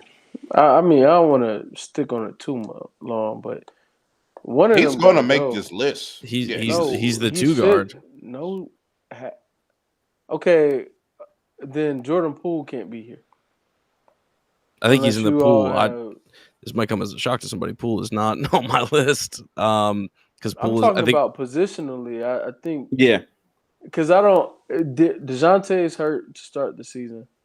They said DeJounte would come back. I mean, yeah. I wonder maybe Poole is their backup 2 guard. I Fair. thought he might play in the starting lineup. well, That's West why I was the wondering. West. The problem is Herb. Zion's a 4, like permanently. Like he's a built-in 4. Herb and Trey. So one of them has to play the 2. We put Herb as a 3. Trey is the 2. No, I understand that. I'm saying I was assuming that then in that case, Poole would end up sliding Poole is to the the point 1. guard. Yeah, I agree. Yeah, but regardless, it doesn't matter. It's not something to get hung up over. All right, so he has Trey Murphy. I still have Jalen Green. Gifted has Tyler Hero and Real Talk, I said Kobe White. Kobe. All right, all split. Wait a minute, didn't Derek have Tyler with me? Or wait, I'm sorry. Tyler's already This is up. after Tyler Hero. Oh Right. no, So we're talking about Kobe White. My fault. I I'm said fine with Hero, I meant Kobe. If we want to compromise, Kobe's literally after Trey Murphy, but I'm fine with Kobe being above Trey. Yeah, Kobe's next on my list after the player I have here anyway. So I can compromise with Kobe White too, honestly. all right, Kobe White it is. Kobe White makes it. Fine basketball player, man. Has a better chance to be 6 than any of the guys in front of him. Any big of the season ain't guys going in to front win. of him. Yeah, this man Rye is a Bulls fan. As Chet said, "Mama, we made it. Y'all gonna be in the trench." I think that now that LeBron's 25 plus streak is ended third tank. last year, I think now he's going to be way more comfortable just averaging 21 and letting Austin Reeves do his little thing. Yeah, maybe. I don't see their offense functioning that way. LeBron's going to be a screener, short roller, passer, Super spacer, Draymond. Super Draymond. spacer. Yeah, we finna get that Bron in the regular season for sure. Right. He'll be more on the ball in the playoffs. I don't know if that'll be a good thing or a bad thing. I'll let you know when it happens, but he's for sure going to be more on the ball in the playoffs. That always happens. So Trey Murphy for Derek at 10. I have a different name than a lot of people here that you're probably not gonna like. That's fine. I got Colin Sexton right here. I'm glad somebody brought his name up because he was, he was coming up on my list, but a little high for me. Gifted. He's not even starting next year. Is that confirmed? In the depth chart, he's behind Brandon Miller and Khan. He's not gonna start, but I don't think that changes. I mean, that the evaluation. I think it kind of does with some other names ahead of him. Only if you're projecting. If Real Talk is, am I tripping? Gifted. Hang on. If Gifted is assessing this from a standpoint of just who he thinks is better, it doesn't change the evaluation. But if it's a projection thing, then sure. Am I tripping that I have Shade Sharp? He's on the list. No, a little high. I mean, we all have. He's on the list. Yeah, this part of the list is whatever. This part of the list is like mad up for grabs. Yeah, it's really whoever you want to plant your flag with. Wait, so then that means he's gonna be the backup point guard? I thought Trey Mann was the backup point guard for Charlotte. No, Sexton's the backup too. I think Sexton will end up being more the Charlotte's team guard, sucks. They still don't have a real center. You're right. And they got a bunch of dudes that want the ball. I think Sexton could end up closing more games than Khan. I mean, that's how I thought it would go. I have a very, I don't know if this is a hot take. Mark smiling hard as hell right now. Okay, I'm listening. Colin Sexton, LaMelo, and Con Knipple are on the court at the same time, they're going to be one of the best offenses in the league. I don't think that's crazy to say right now. Mark that down right now. Extremely limited group because it's just a 3-man. But I mean, shit show on the other end. But my God, offensively though, they're going to offensively though, yeah. So like I'll break down why I have Colin here. I feel like no one gives a fuck about him because he was on the Jazz for such a long time. But I swear he was the only thing that made them watchable as a team, damn near for me. Seeing Lauri Markkanen kind of just disappear into the void that was the Jazz was tough, but he consistently was a big shot maker and his playmaking has also improved. I know that he's very small, so I shouldn't say defense, but he actually has a better defensive motor than a lot of people think. I just think he's a valuable fit offensively to a lot of what teams are trying to run. So that's why I had him here for me. Wes, I could be talked down on him though. Is Jalen. Oh, He got Jalen Green. He got Jalen Green right here. And Gifted got Sexton. Coach, who you got? I said Trey Murphy. I guess I'll split a 1-1 and join. I like how every time we go different names.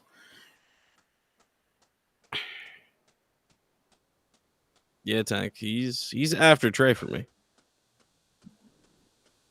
You know what? I do think this player is going to have a pretty decent season. Oh, shout out to J4. I know who. Yeah, I'm going Jalen Green. There it is. Oh, Jalen Green won out. I thought you were saying that for Trey. Alrighty then. 23 points on 18 shots. You love to see it. Because that might be a real stat. You can't say that when you're stamping like Trey Murphy. Like you just can't say these things. Let's go grab Jalen's numbers again real quick. I'm pretty sure Is Trey Murphy the most efficient guy in the world? No, Wes, that wasn't what I said. We got. Let's see. I just said you can't say that. Let's see. We got 42% on 18 shots, 42% on 16 shots last year, 18 shots a game, 42%. Shout out to Jalen. I mean, that is playing on the Rockets. I do think that's a little nasty. Look, it's nasty, but it's what I got. What I got. What's Trey's numbers? Trey is plus. He was a plus efficiency, 21 points a game. But what was his true shooting? 59 or damn. Yeah, so 59.7 actually. So he's a really good 3-point shooter, so that makes sense. Yeah. I just also the free throws actually carried him last year for the true shooting. He was 88% on Forbes. He's also really good at that as well. Yeah, so DJ said Jalen Green's playing with 1 and 1.5 shooters, by the way. He's playing with that's it. He's playing with 1.5 shooters. Doesn't matter. He's playing with screeners that will create is he better avenues for him to get. Yeah, DJ, do you mean last year or Green this year is playing with 1.5? I think he means this year because Booker and I think he thinks Dylan Brooks is probably the half. Hey, that's 2 shooters. Oh, last year. Oh no, last year it's not. True. This year, Grayson Allen, he's going to be in lineups with real. Yeah. He'll have the shooting. He wasn't shooting this year. That ain't the problem. He's going to have a screener and floor spacing. I guarantee. He's going to be. And he has a ball handler that is actually good and not Fred VanVleet. Respect to Fred, though. I don't want to get disrespectful. Fred is good, but it is just now. But I think we're a little bit overvaluing him a little bit, but Devin Booker is definitely better than Fred VanVleet on the ball. So, yeah, fair. Okay. Everybody I had next is listed already, and my next name after the players you see was in fact Trey Murphy. So I have Trey Murphy here. Yeah. I got to be super honest with you for a second, and I know y'all are gonna laugh at me. But for a second, I'm like, is this the Bradley Beal comeback revenge year where he just takes over the Norman Powell and starts killing? He shot 40% from 3 last year. Like, is this the year? And then I said, I just would bank on the upside of Trey Murphy. If Zion's who I think he can be, I think Trey Murphy can fit in extremely well with that. So why don't y'all use that scale down argument for Bradley Beal, though? I am interested in the answer. Because I do think because I saw him. I do think he's like 18, 19 on like Yeah, it's similar to the Zach LaVine stuff. He's just he's actually better at. He's a better passer offensively. Than Zach LaVine. I was just about to pinpoint that. He's a better passer, so he has some utility offensively that that Zach LaVine does not have. But and for what it's worth, he's actually also a better defender. To me, I think when he wants to defend, in the grand scheme of things, both are bad defenders. But I think if I have to rely on someone to lock in, I'd take Bradley Beal over LaVine. But again, he was just really bad at other facets of basketball. Obviously on a bad team. So I understand why maybe you give him put some more stock, buy some stock back that you sold off because, he's playing with James Harden.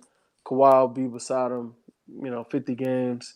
And John Collins, Zubac have a much better coach, better team, better system. So I think that's fair. Like, and he's coming up on my list. I just didn't have him. So like I'm gonna say this real quick. And by the way, shout out to Theo Tom saying Bradley Beal's better than some of the guys you had last year. I'm not gonna lie. I don't know how many of y'all sat there and watched Phoenix. I did. Bradley Beal's numbers look really, really good. But I promise you, last year he was Philadelphia 76er Tobias Harris for the Suns for a lot of last year.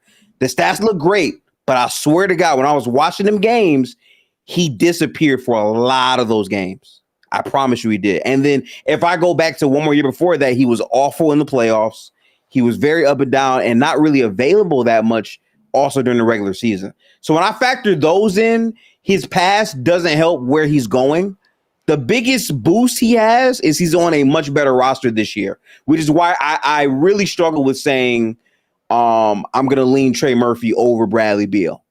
Because those things are there. I just like the upside of Trey. I'm a Trey guy, so I'm leaning towards that. No. I didn't have Jalen Green on here. But it's a new spot for Jalen Green, so hey.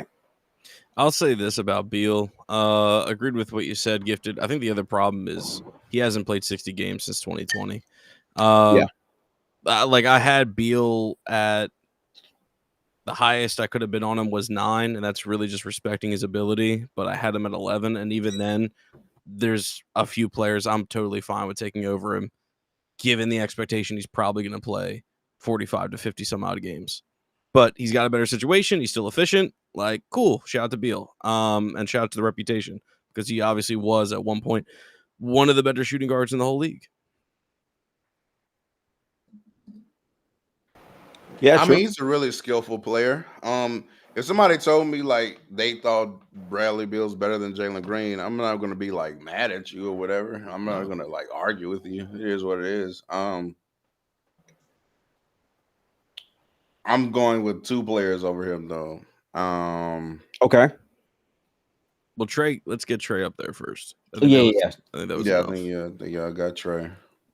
I like if you said Real Talk's going to say Shaden Sharp, I'll take Shaden over Beal. I won't blink. I'm not mad at Shaden Sharp, honestly.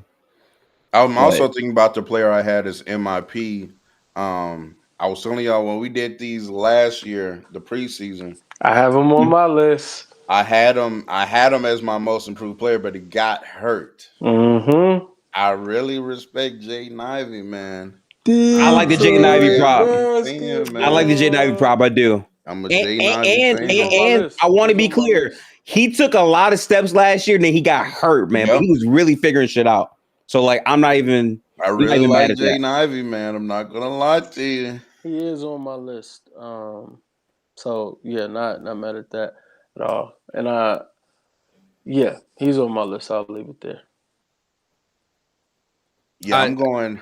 Yeah, he's a wild card. Shaden Sharp was for me after Trey. I had Shaden. I can go Shaden in here too as well. I really should have flipped that, because I believe in Shaden more than Trey, but it is what it is. Doesn't matter.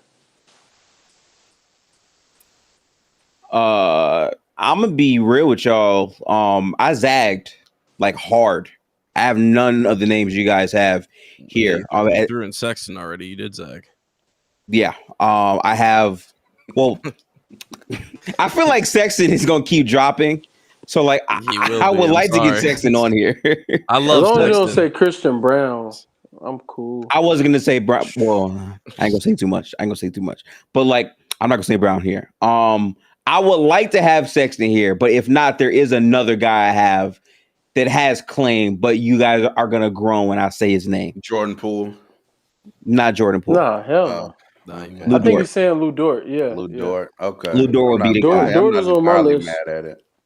Dort is on my list. I'm not entirely mad at it.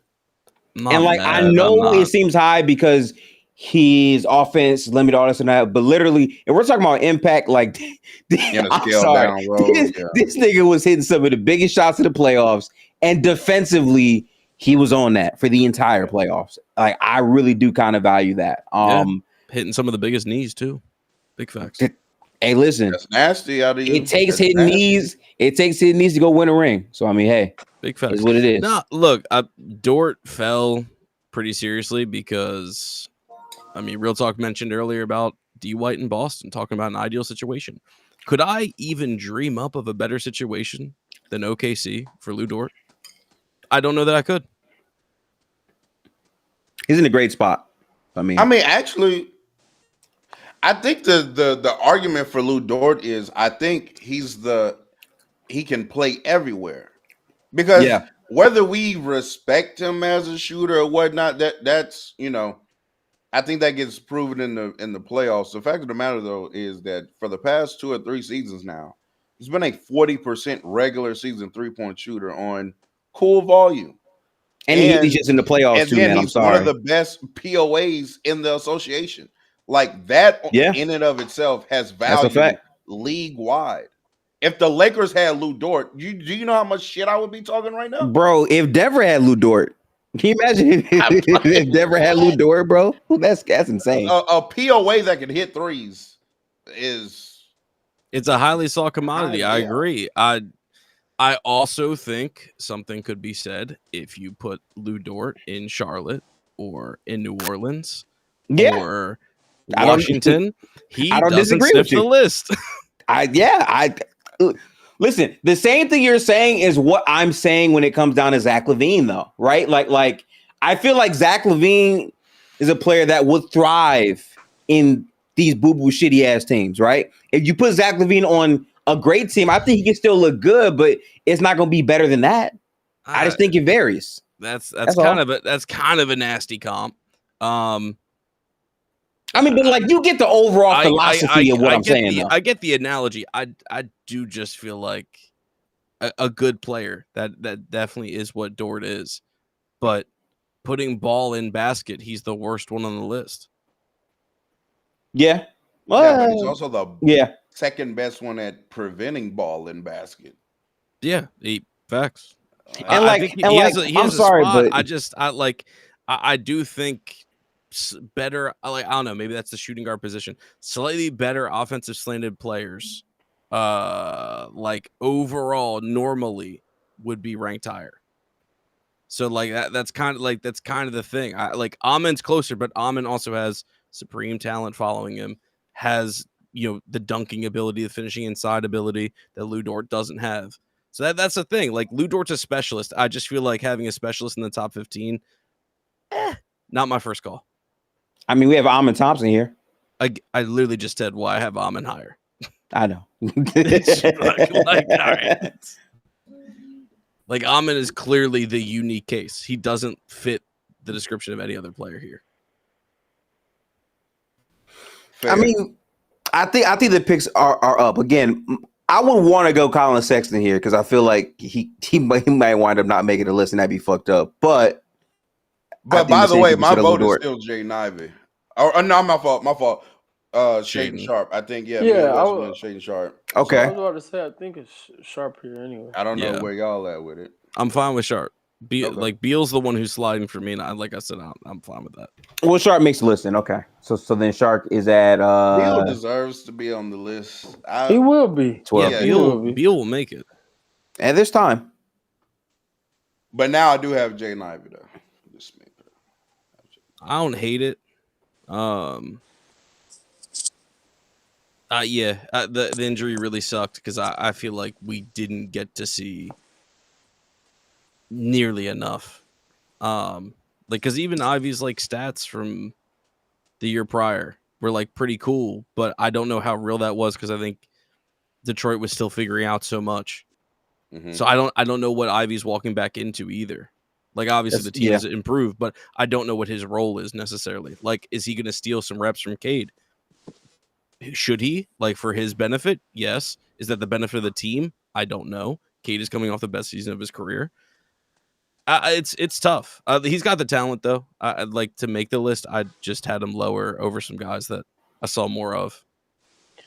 I think in the staggered units, I think in the half court, he becomes the primary ball handler. I was gonna say that too, Wes. I think that's just what they do. I think while he plays beside Cade, he continues to just show an improvement from a shooting standpoint.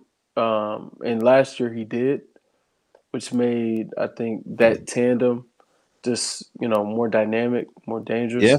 And I think that that's what he looks to build on. And especially, when guys get hurt, not that you ever want to see injury, but one of the things you see a lot of guys come back being better at is shooting because that's all they do. Even though he had a lower leg injury.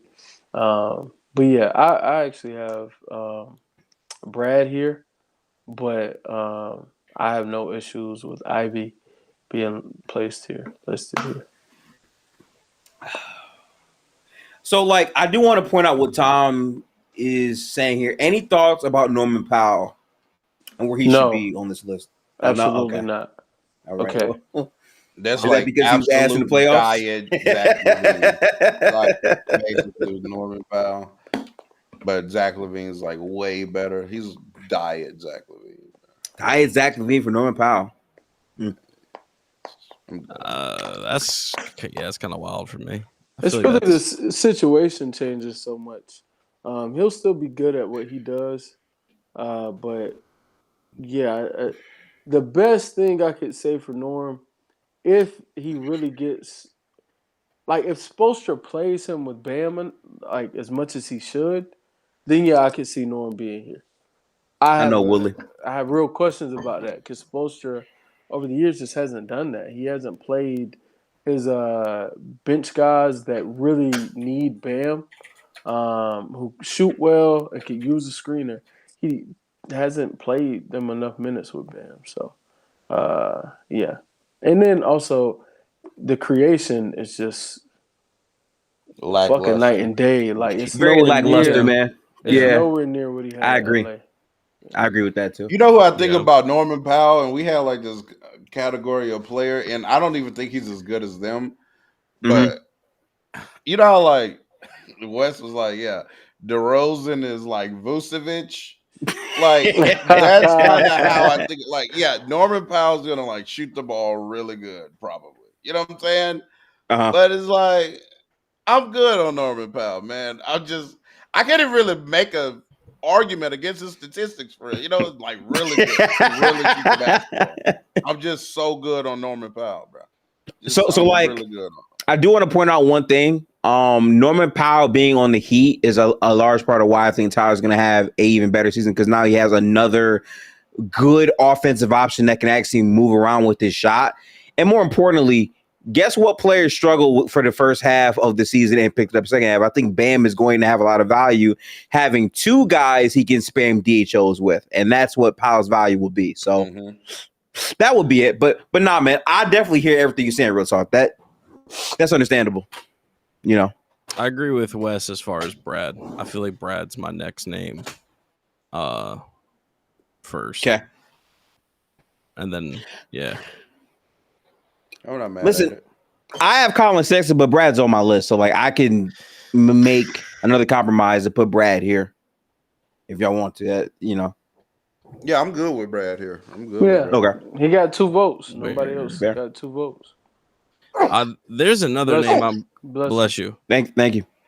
Please say the name. Please say the name. I hope you're about to say. Yeah, like there's another name I feel like that needs to be introduced. Respect to everybody else we talked about. Benedict Mathurin has a starting job in Indiana. Benedict is the name you came up with. Okay. Hell no. I think he has a great opportunity to look like a real starting shooting guard. I'm gonna be honest. Is he not Jalen Green in like a different way? Like not Jalen Green. Niggas trolling me. Niggas trolling me. I'm trolling. No. Wait. He's not. Pause. Wait. Niggas trying to trigger me, bro. It's okay. Hang on. Listen to my rationale as to why I'm saying that. Right. I'm saying in the sense of clearly talented player that has an inconsistent role. And is not very consistent on a night-to-night basis, but his highs can be super duper high, but we don't know exactly what we'll see for a full season. I think he's in that same tier. I guess. So niggas trolling me, chat. coming off the But I'm gonna bench. keep my composure. You know? I'm gonna keep my composure. All right. You know. Wes upset and his guys in the top 10. I'm sure. Okay. Bro, Right. you got this motherfucker top Yeah. in the 1 through 10 somehow. So No, it's not about the placement. It's the comparison. The placement, yeah, he's already listed. Yeah. I mean, I think you have to give a pretty vague description situationally. I don't think they're comparable. I mean, Jalen's been a starter. Mathurin hasn't been a legit starter his entire career, and they're in different stages. Also have different strengths. But no, I think Mathurin has, like, again, this is like we're at like opportunistic tier of like, are these guys like going to be good starters, or can they be? And you know what their situation is kind of dictating. Like, I don't know. We're at the moment of like these guys aren't guaranteed 30 minutes a night. That's kind of the tier we're at this point. I would like That's to fair. propose a player. I know I said Ivy, but if somebody had brought him up, I may have reconsidered because I do believe in his offensive talent. Do you say I know. You say Monk? Nah, I think I know who we're talking about to say. I could be wrong. Cam Thomas. I swear to God, I need to go say I that. thought about real Cam. offensive player. I'm gonna tell you. Okay, I think he's a real offensive player in the league, bro. Yeah. I don't think that's fake. I really. I'm gonna tell you why Cam didn't make my list. It has nothing to do with his talent. The fact that the Nets did not want to pay him, right, and he took the option, they are going to limit the shit out of whatever he was doing last year, this year, to me. So I don't think he's gonna be able to like show that real talent that I know he has, in my opinion. The guard room is like 7 deep. He's gonna have such a many Josh Giddey's you got to fight with. Yeah, it's a situation for me.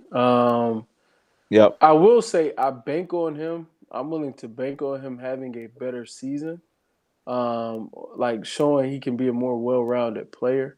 Yeah. But in terms of me putting him on the list, it was a little tough because, you know, obviously I had to get my OKC guy who I have at 14. Yeah. And then it was between Cam Thomas and Ivy. And, you know, spoiler alert, but I have Ivy at 15. So Cam was my first honorable mention, though. So, yeah. Yeah, fair. I'll make an argument, damn near, that like offensively, he's in a lot of these guys' same tier.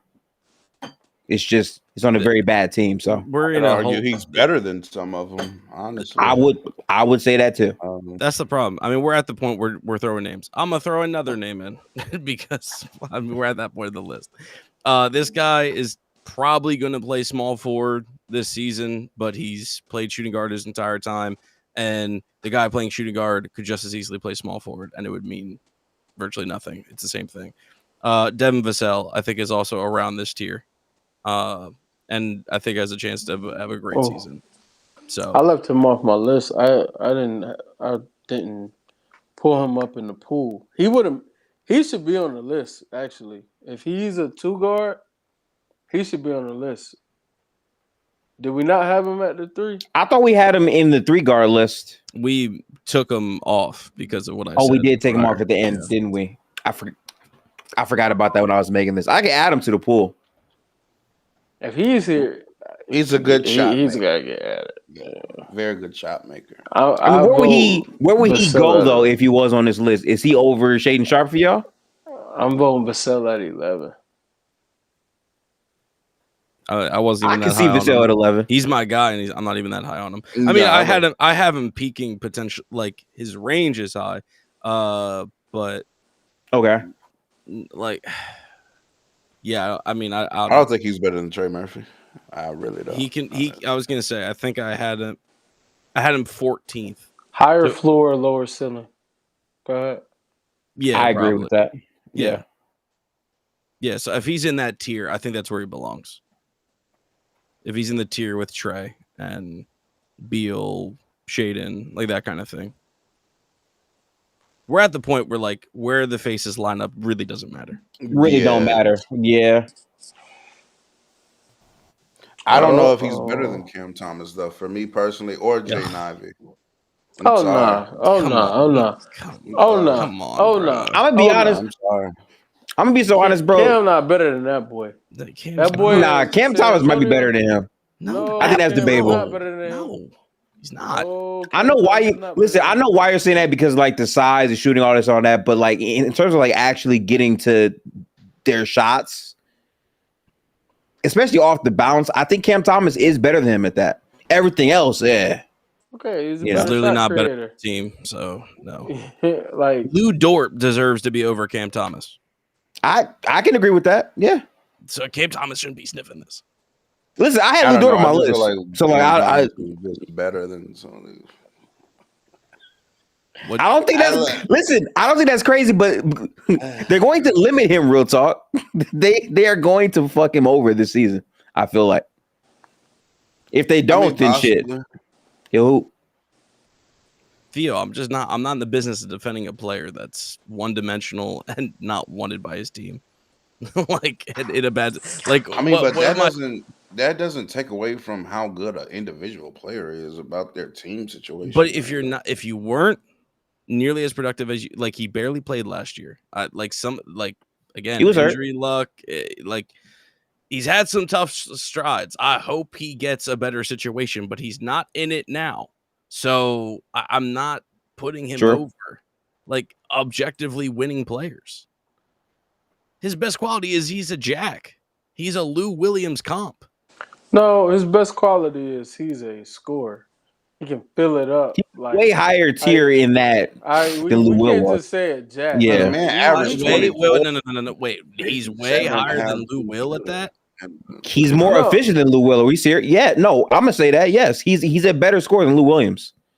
I can show you the overall efficiency, how many times he gets, I would say, double teamed. Also, his value off the dribble. Yeah, I can confidently say that. How do we know Cam Thomas isn't a winning player because he plays on the Nets? No, he's not right now. Right now, how do we know that though? That's what I'm asking you. How do we know his tendencies, what he's shown on the court, and his situation? Yeah, I think it's made a situation. Like, okay, This is where I then lean- if I he was a start to winning lean player, real then why tough, didn't he like? Why was he not trusted more the past 2 years?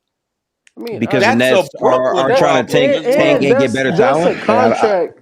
That's That's Yeah. a contract. I don't want to Because pay it's the somebody same this amount of situation. money. I don't think That's you a would say whole Quentin bunch of different Grimes isn't things. a winning player. I think Quentin Grimes has shown I agree to with. a myriad of different franchises, even though he continues to bounce around the league, that he has real value, especially towards winning, and add some of that value.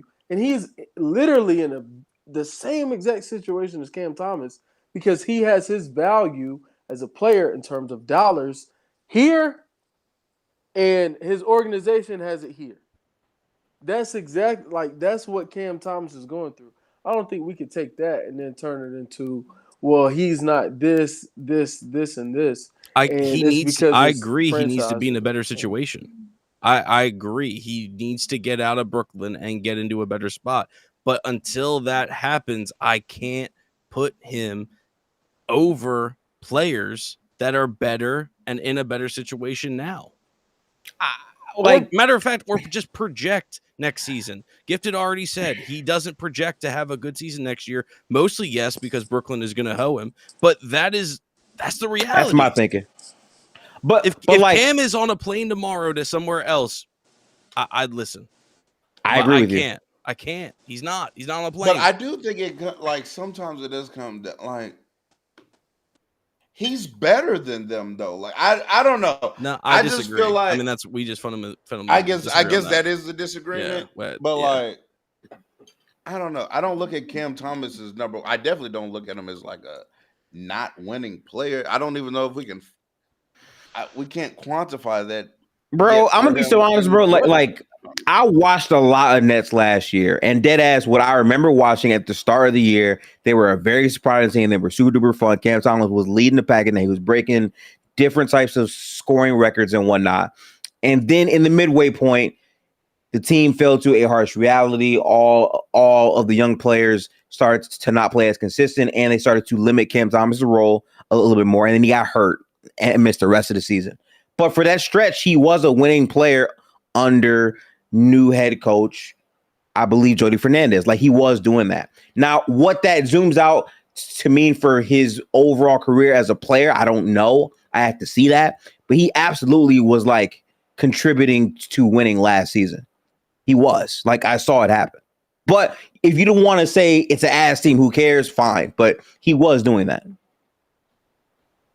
And I think a fair argument is like, Mikal Bridges was getting buckets in Brooklyn. You know what I'm saying? Like, I mean, I think that's fair. Maybe because he's on a bad team, you can argue that against his like I know volume McCann stat. actually worse than Cam Thomas after the first year, honestly. Yeah, And but I know Jared don't want to just say saying, that, like, but that can be I'll an say that. argument like used That shit was against not him. looking the Like, same, bro, on both but ends. Because I just think Cam Thomas is. I guess I'm kind of on this list in particular. I was kind of at with him, like with Cam Thomas, similar to where I was at with LaMelo, to where like, do I Yeah. think he's better than some of these players on this list? Yes. Did I know I wasn't going to get the votes? Yes. So I just kind of left it alone. But we brought up Vassell, and I guess that's just kind of where I'm drawing the line at. Like Devin Vassell is not better than Cam Thomas. I'm sorry. I can't give myself there. Maybe y'all can. I can't personally. I think you're just a little. I think Maybe you're I'm too low on low on. Vassell. Maybe. Yeah, you're too low on Vassell. I think Vassell's, but I understand why, because he's in San Antonio and he's always hurt. So I think a lot of people don't understand like just the profile. Now you pay attention to the game, so you just may have a different opinion. Mhm. But I think Vassell is yeah, I think he's right there. But I understand somebody because their greatest strength, Cam is way better. Like he's a way better scorer than Vassell, and I do feel like if I'm playing devil's advocate, Vassell gets a pass or like the belief tax, which is like a good tax for him though. Mhm. Oh, Yeah. we believe that he'll become something. We like the way he plays basketball. We believe as he's in a better system, And it'll Cam start Thomas to just just like pan plateaued a out. little bit. And it's the complete opposite for Cam Yeah. Thomas. Even Facts. though he has way better tools to me when it comes to their number one skill set. I don't trust Cam Thomas's IQ enough yet, and that's really what's holding him back. But look, here's the thing: Thomas can be the first honorable mention, but I'm not having him over Lou Dort. I'm not taking. I think Lou Dort should low key be over Vassell, but I hear it. Like, I mean, I think Vassell is basically supposed to be the next generation's Chris Middleton, is what he could be. So that's why he's on this list in general. Does Vassell even defend to that level either? Right. No, I'm fine no. with if you want to put Dort over Vassell, that's fine. Dort's proven more than Vassell at this very second. Yeah, matter of fact, I mean he's already there. We could real I talk don't care. convince me. Slide him. Oh Put Dort, well, yeah. Dort. I would vote Ivy and Dort over Vassell. Real talk convinced me. Yeah, Vassell would have to be honorable mention. And That's I fine. don't think he had a good season last year. Like I could be misremembering this, but I don't think he had a good season last year. I'm not gonna lie. I just didn't watch that many Spurs games last year. My last working idea of who Vassell was, I saw the upside, and then I didn't see as many crazy jumps last year. Also, Nonchalant said, D. Mitch and Cam Thomas scored at the exact same clip last year. I'm sorry, but like I watched so much Cam It's Thomas. not the same thing. That's not the same thing. It's not, and I understand that, but like literally, bro, like he was so crazy last year. Well, It's not the same thing, but at the same time, D. Mitch, for a lot of people, don't think D. Mitch was their first nor second best player last year. Yeah, Agreed. A lot of people feel like Garland and Mobley were better than D. Mitch in the regular season, and those people have real like grounds to stand on when making that case. Here's my problem, Wes, with that analogy from Nonchalant. And Nonchalant's better than this, so that's kind of why I'm a little upset. Cam played 25 games last year. D. Mitch played 60.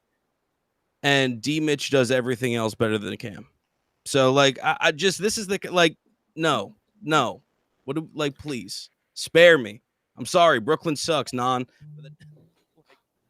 it is what it is. Let's get during the list. Yeah. I think Like that's it's brother. a good idea. I'm definitely gonna rewatch those 25 games with Cam Thomas because bro, I'm telling you, like I was texting Derek real talk early this season, like Cam Thomas doing this shit. You see this shit, and then he got hurt, and I couldn't say nothing. But that Nets team was super fun, man. It was. It won't be this year, but it was last year. Bro, I was hope Cam today escaped. years old when I realized, like, I had no clue he that injury ended his season. Yeah, I had no clue that happened. it literally did. And now listen, this is where I gotta clap back at Derek slightly. A part of why Cam didn't come back because they were trying to fucking lose. That's a huge part of it. If he's such a losing player, let him play. That's a part of it. But That's actually great point. That's It a you think about it, would be. that It is would actually be a if they- phenomenal point. I'm not. It'd be a lot cooler. I didn't even think about that. I'm just Keep saying, bro. guessing. Keep guessing. Oh my God. It's not like my goodness. If he doesn't play, if he goes out and because he's a jack and averages the 24 he did before he got hurt, he has more to go on in negotiations, which is That what Brooklyn's too. trying to avoid. That's the other thing. Yeah. And that's why Cam isn't on my list because I know what they've been trying to do is digging him to lower his value so they don't have to pay him exorbitant amount of money. And also they don't believe in him to be the number one option. But that speaks to the player's talent being impacted by the organization negatively, which is why he's better than what you're saying, in my his opinion. value, to all of those points, and we can move out. I won't say anything else about it, but they actively, nonchalant seems, as a Brooklyn fan, he's saying they're actively tanking his value. So Agreed. if that there's a reason for that. I don't have to tank your value if you're not valuable. You can just go out on the court and it'll show for itself. The fact that he's going out on the court, and you remember, like all of us remember, granted Cam Johnson got hurt as well, but Cam Thomas getting hurt also impacted that team, and they were winning at a clip that they did not need to be winning at. So they got rid of Schroeder. We're fortunate that they had some They injuries traded the and whole things- quarter team, like, basically. But I know we're on a time crunch, so we're here. We're done with the list. We have another honorable mention. And that's about it. So I mean, you do have technically speaking, there 13 minutes. 13 minutes. Oh, Norman Powell. I think Powell should be honorable mention. I think that's fair to say. Give me the young buck.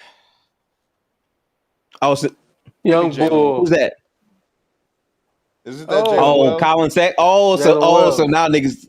No, Jalen he said Wells. Wells. I said Young Bull. He said Wells, though. Yeah, not young. I ain't Bull, gonna the young buck. Yeah, I don't think we talked enough about Jalen Wells. I thought he was good last year. He was. I think there's a chance he looks even better because Bane's gone, and I'm pretty sure Jaren Jackson Jr. is going to be hurt to start the year. So Wells is going to have an increased role. So I mean, To be honest, I think that's fair. one of the biggest reasons they traded Bane. I think Yup. it's a better Yeah, Wells. I Yeah. think they truly feel like Wells can get them some of that value.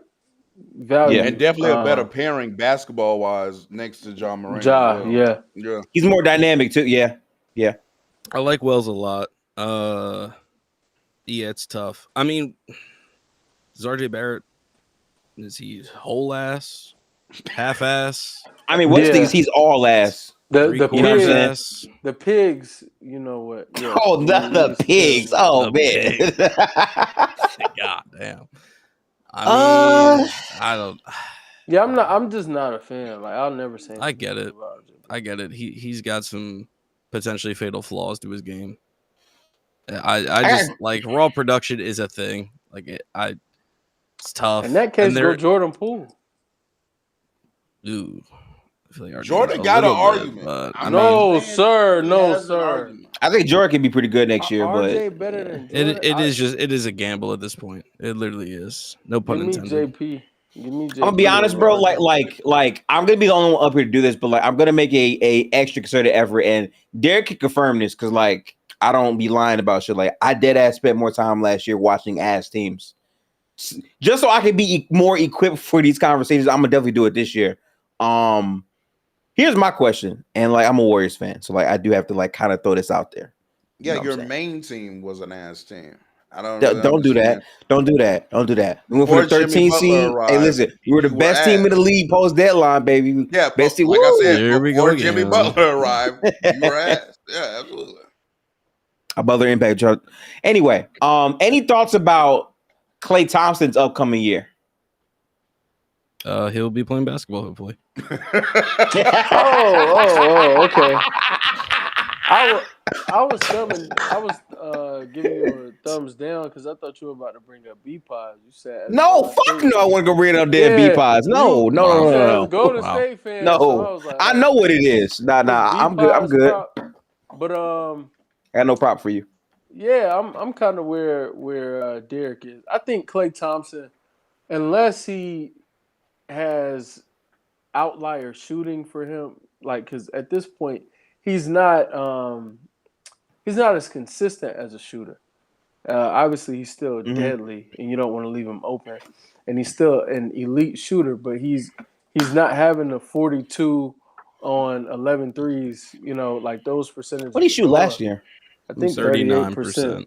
Oh, 39. How many? Okay, so Yeah, 39 on Oh, about like 8 a 8 game. Yeah, see, Oh, that's still damn good. no, it's damn good. It's just like it's just everything else. 42 Yeah. on 11. If he's at that level, I'm carrying his bags to get on the list. Right. But true. I just don't see him being at that level, and the rest of his game has fallen off so tremendously. It's like it's just tough. He's turning into a century gun. That's really what it is. Sure. I like Sure. that analogy. Yeah. Now, Derek, it was a shout you did earlier that Coming back. Yeah, Benedict Mathurin here. Yeah. Benedict Mathurin. Yeah. I could maybe hear an argument. I do think he has, newfound opportunity if we're projecting. And he is a very talented individual, right? He has the athletic tools, got a little handle, definitely can create space for himself to get shots off. Now, can he hit them at a great clip? That's the big question. But I definitely see the talent in Benedict Mathurin for sure. This would be leaning strong into projection, though, I would say. Sure, of course. But I think he's a good enough player to maybe fulfill it. Maybe. I'm not mad at it. I think for sure he can go here. Carlisle he's already preached so many times this offseason because I don't know why. He must have a book or something. That he's told Mathurin it's his job to lose, and he's putting a ton of pressure on him to be an improved decision maker. Out of the entire 9-man rotation for the Pacers this past offs of guys who played like legit minutes, he had the slowest processing speed between catching the ball and making a decision, dribble, pass, or shoot. And Carlisle is laying into Mathurin. That's why Mathurin didn't play more, is because he took too long compared to everybody else. So if he can improve on that, on top of the tools he has, he's still 22. I think he has awesome upside, especially in we know what the East is. Like he has plenty of time to feast and do pretty well. And it's kind of a make or break because I would not be shocked. Indiana's a fickle enough franchise, I think, to pass or move off of a talent, I should say, of a Mathurin if they feel like he's not going to fit the long-term scheme. That's valid. Yeah. I guess the last thing I would say, because I do want to give this player some credit. I know y'all won't, and that's fine. Shout out to Christian Brown, man. I think he had a very important year last year for Denver. He's one of the best. No, sorry, he was the best transition player last year. How he's able to add to that role moving forward with Cam Johnson's consistent floor is very interesting because remember, MPJ was not consistent as a floor. I think adding him, maybe Brown can look a little bit better, but he didn't make my list. I just want to give him his overall flowers because he does play a big role for them. So, Yeah, what tends to happen is that everybody else outside a particular player that plays for the team located in Denver and Colorado is ass, right? We get told that they're ass, they're not good, they don't fulfill the role that they need to on their particular team. But they're going to ignore that Christian Brown shot like 43% from the corner for three for like entirety of the season, and did do fare well with other POA assignments. Now the little quick guards, no sorry Bob, but he's definitely strong no enough sorry to Bob contend is correct to contend with bigger, stronger ball handler types. It does a good job on those type of players. So shout out to Christian Brown. Definitely. My vote though for like the last spot is definitely Sexton, but my formation. Go ahead. No, just saying he was in I had 20 names for my 15. Like he was in that 20. So I definitely think he deserved a shout. And he was for sure better than Vassell last year. Although I don't think he's a better basketball player. Like he's not more skilled per se. The Levine argument. But yeah, Christian Brown definitely deserves a shout. I wouldn't be mad if he made the honorable mention. Respect. I'm going Sexton because I think the Jazz really hold him, and he had a very good year last year, and I think he'll be equipped to have another good year in Charlotte. I think he'll definitely be closing some of those games, and I just think he's a dog. Now, Charlotte also my home, but I respect him. So, Coach, you're officially going with Mathurin, right? Yeah, Sexton is a dog, but unfortunately, he's an underdog. He's going to stay an underdog. He's off the list. I'm going Mathurin. Wes, who you going with? Colin. Who? Okay, Colin, we got a tie. Sexton. Let's go, Wes. Colin. Yeah, Shout the out best to Wes, player, man. The best remaining player. Like it's between. I'm not him mad and at that. As far as like proven on the court, Colin Sexton is to me better than Benedict Mathurin right now. Yeah, that's true. I'm going to lean in the projection though with Coach, and I'm going to say Mathurin, and we're going to pull it up to get on out of here. Respect your real talk for that. Okay. Fair. Let's run up the poll. Then run up the poll. And real talk, I wrote this down. Real talk said at 8:24 p.m. LaMelo, Sexton, and Khan will be an elite offense together.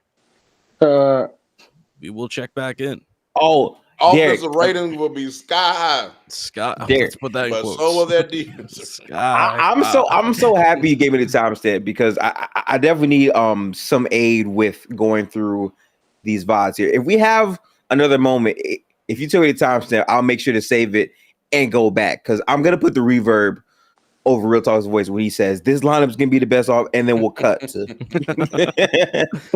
you. 8:24 p.m. I'll just text it. Sexton versus Mathurin. Choice 1 is Sexton. I can't spell Sexton, and choice 2 is Mathurin. All right, y'all let us know who y'all got, and then we will officially wrap up this top 50 shooting guard list to make way for our top top 15 point guard list, which will definitely be the list. We have to chop that shit down. I'm gonna be honest, that's the one that I would think would go longer. I'm gonna be honest with you. Oh my god! I mean, that's probably the one. Just ooh, no, that's gonna be nothing but dying on the sword. Oh yeah, my goodness! Everyone's got an opinion on their guards. Yeah, there's gonna be some real passionate dialect going on. Brother Fox conversations, the Luka conversations, the Shea conversations. I know my number one PG. If we could conversation, the Mitchell conversation, boy. It's kind. I'm not gonna lie. This guy was in every spot. I ain't gonna hold y'all, chat. If we could, I'd say get to it now. If we could do it this week, I'd say let's give them 2 episodes this week. That is probably my most anticipated list. You're right, Goods. Number 1 is very easy for me. I'm You're excited. I'm excited. Number 1 easy. Yeah, Hey, we've man. been better our whole life. We've been better our whole life. 1 year doesn't change that. Hey, Goods, the fanfic. You know the fanfic looms large. Oh, that's gonna be a good one, man. I ain't gonna say. Listen, I'm not even gonna go hint towards who I got. I just know that's gonna be a good ass conversation. I'm off, by the way, on a Friday. Friday, Saturday, and Sunday. So if y'all want to do it, y'all let me know on like either of those days, like all day long. I'm off. I don't know about y'all, but I ain't gonna hold you. I'm shorty free and kid free for like 10 days starting Friday. So you valid then. Yeah. Okay. Nice. W. How about you, Derek? I will know for sure tomorrow. Okay. I want to say totally would depend on the time. I think Sunday, but I got 2 Saturday. events planned at like 8 o'clock. I'm saying Sunday would have to be early, but I don't know how early I could even do. Oh boy, Wes said I will know house is sometime empty tomorrow. and free for 10 days. You know what I'm saying? Wait, so then how early could y'all do? How early could you and maybe Real Talk do? I can do Friday. I can do Friday as well. I can do Friday for sure. I was gonna say, let me verify. I mean, can y'all do like Friday at 3? Let me pull up the calendar. Yeah, I'm. Oh wait, All I have Friday to do I is, do have. That's the drop first. that. That's the first one on the PCL. Oh shit! No, I forgot We're in that. the I forgot. That's PCL. Yeah, me and Real Talk are in the PCL that day. Damn, I forgot about that. Do y'all know That's what later time? on in the day. I don't That's know. probably That's like 6 or 7 o'clock. 6-ish. Let me double check. Let me double check what Ron told me. Real quick. Hold on. I don't know. Just a few more votes, people, and then we can wrap. And then I gotta split. Yeah, for sure. I don't know if y'all want to stream for 3 hours heading into PCL. Yeah, I was about to say. I don't blame you. Yeah, that might not be. Yeah. Yeah, that might not be the look. To be honest, I'm already with you. gonna be arguing with niggas. I don't want to be. That I don't even know and shit for 45 seconds. Yeah. According to Ron, it's at 7 p.m. Friday. Real Talk. Okay. Yeah. So like, if we did go Friday, yeah. Honestly, I think Sunday might be the move, or Saturday. I want to do it like probably like around 4 o'clock, maybe 5 o'clock Eastern on like either of those days. Can y'all do that? As long as it's not a W playoff game going on. Then the W playoff. See, I forgot about that. Okay, let me check ESPN real quick for that because I definitely want to catch some of those.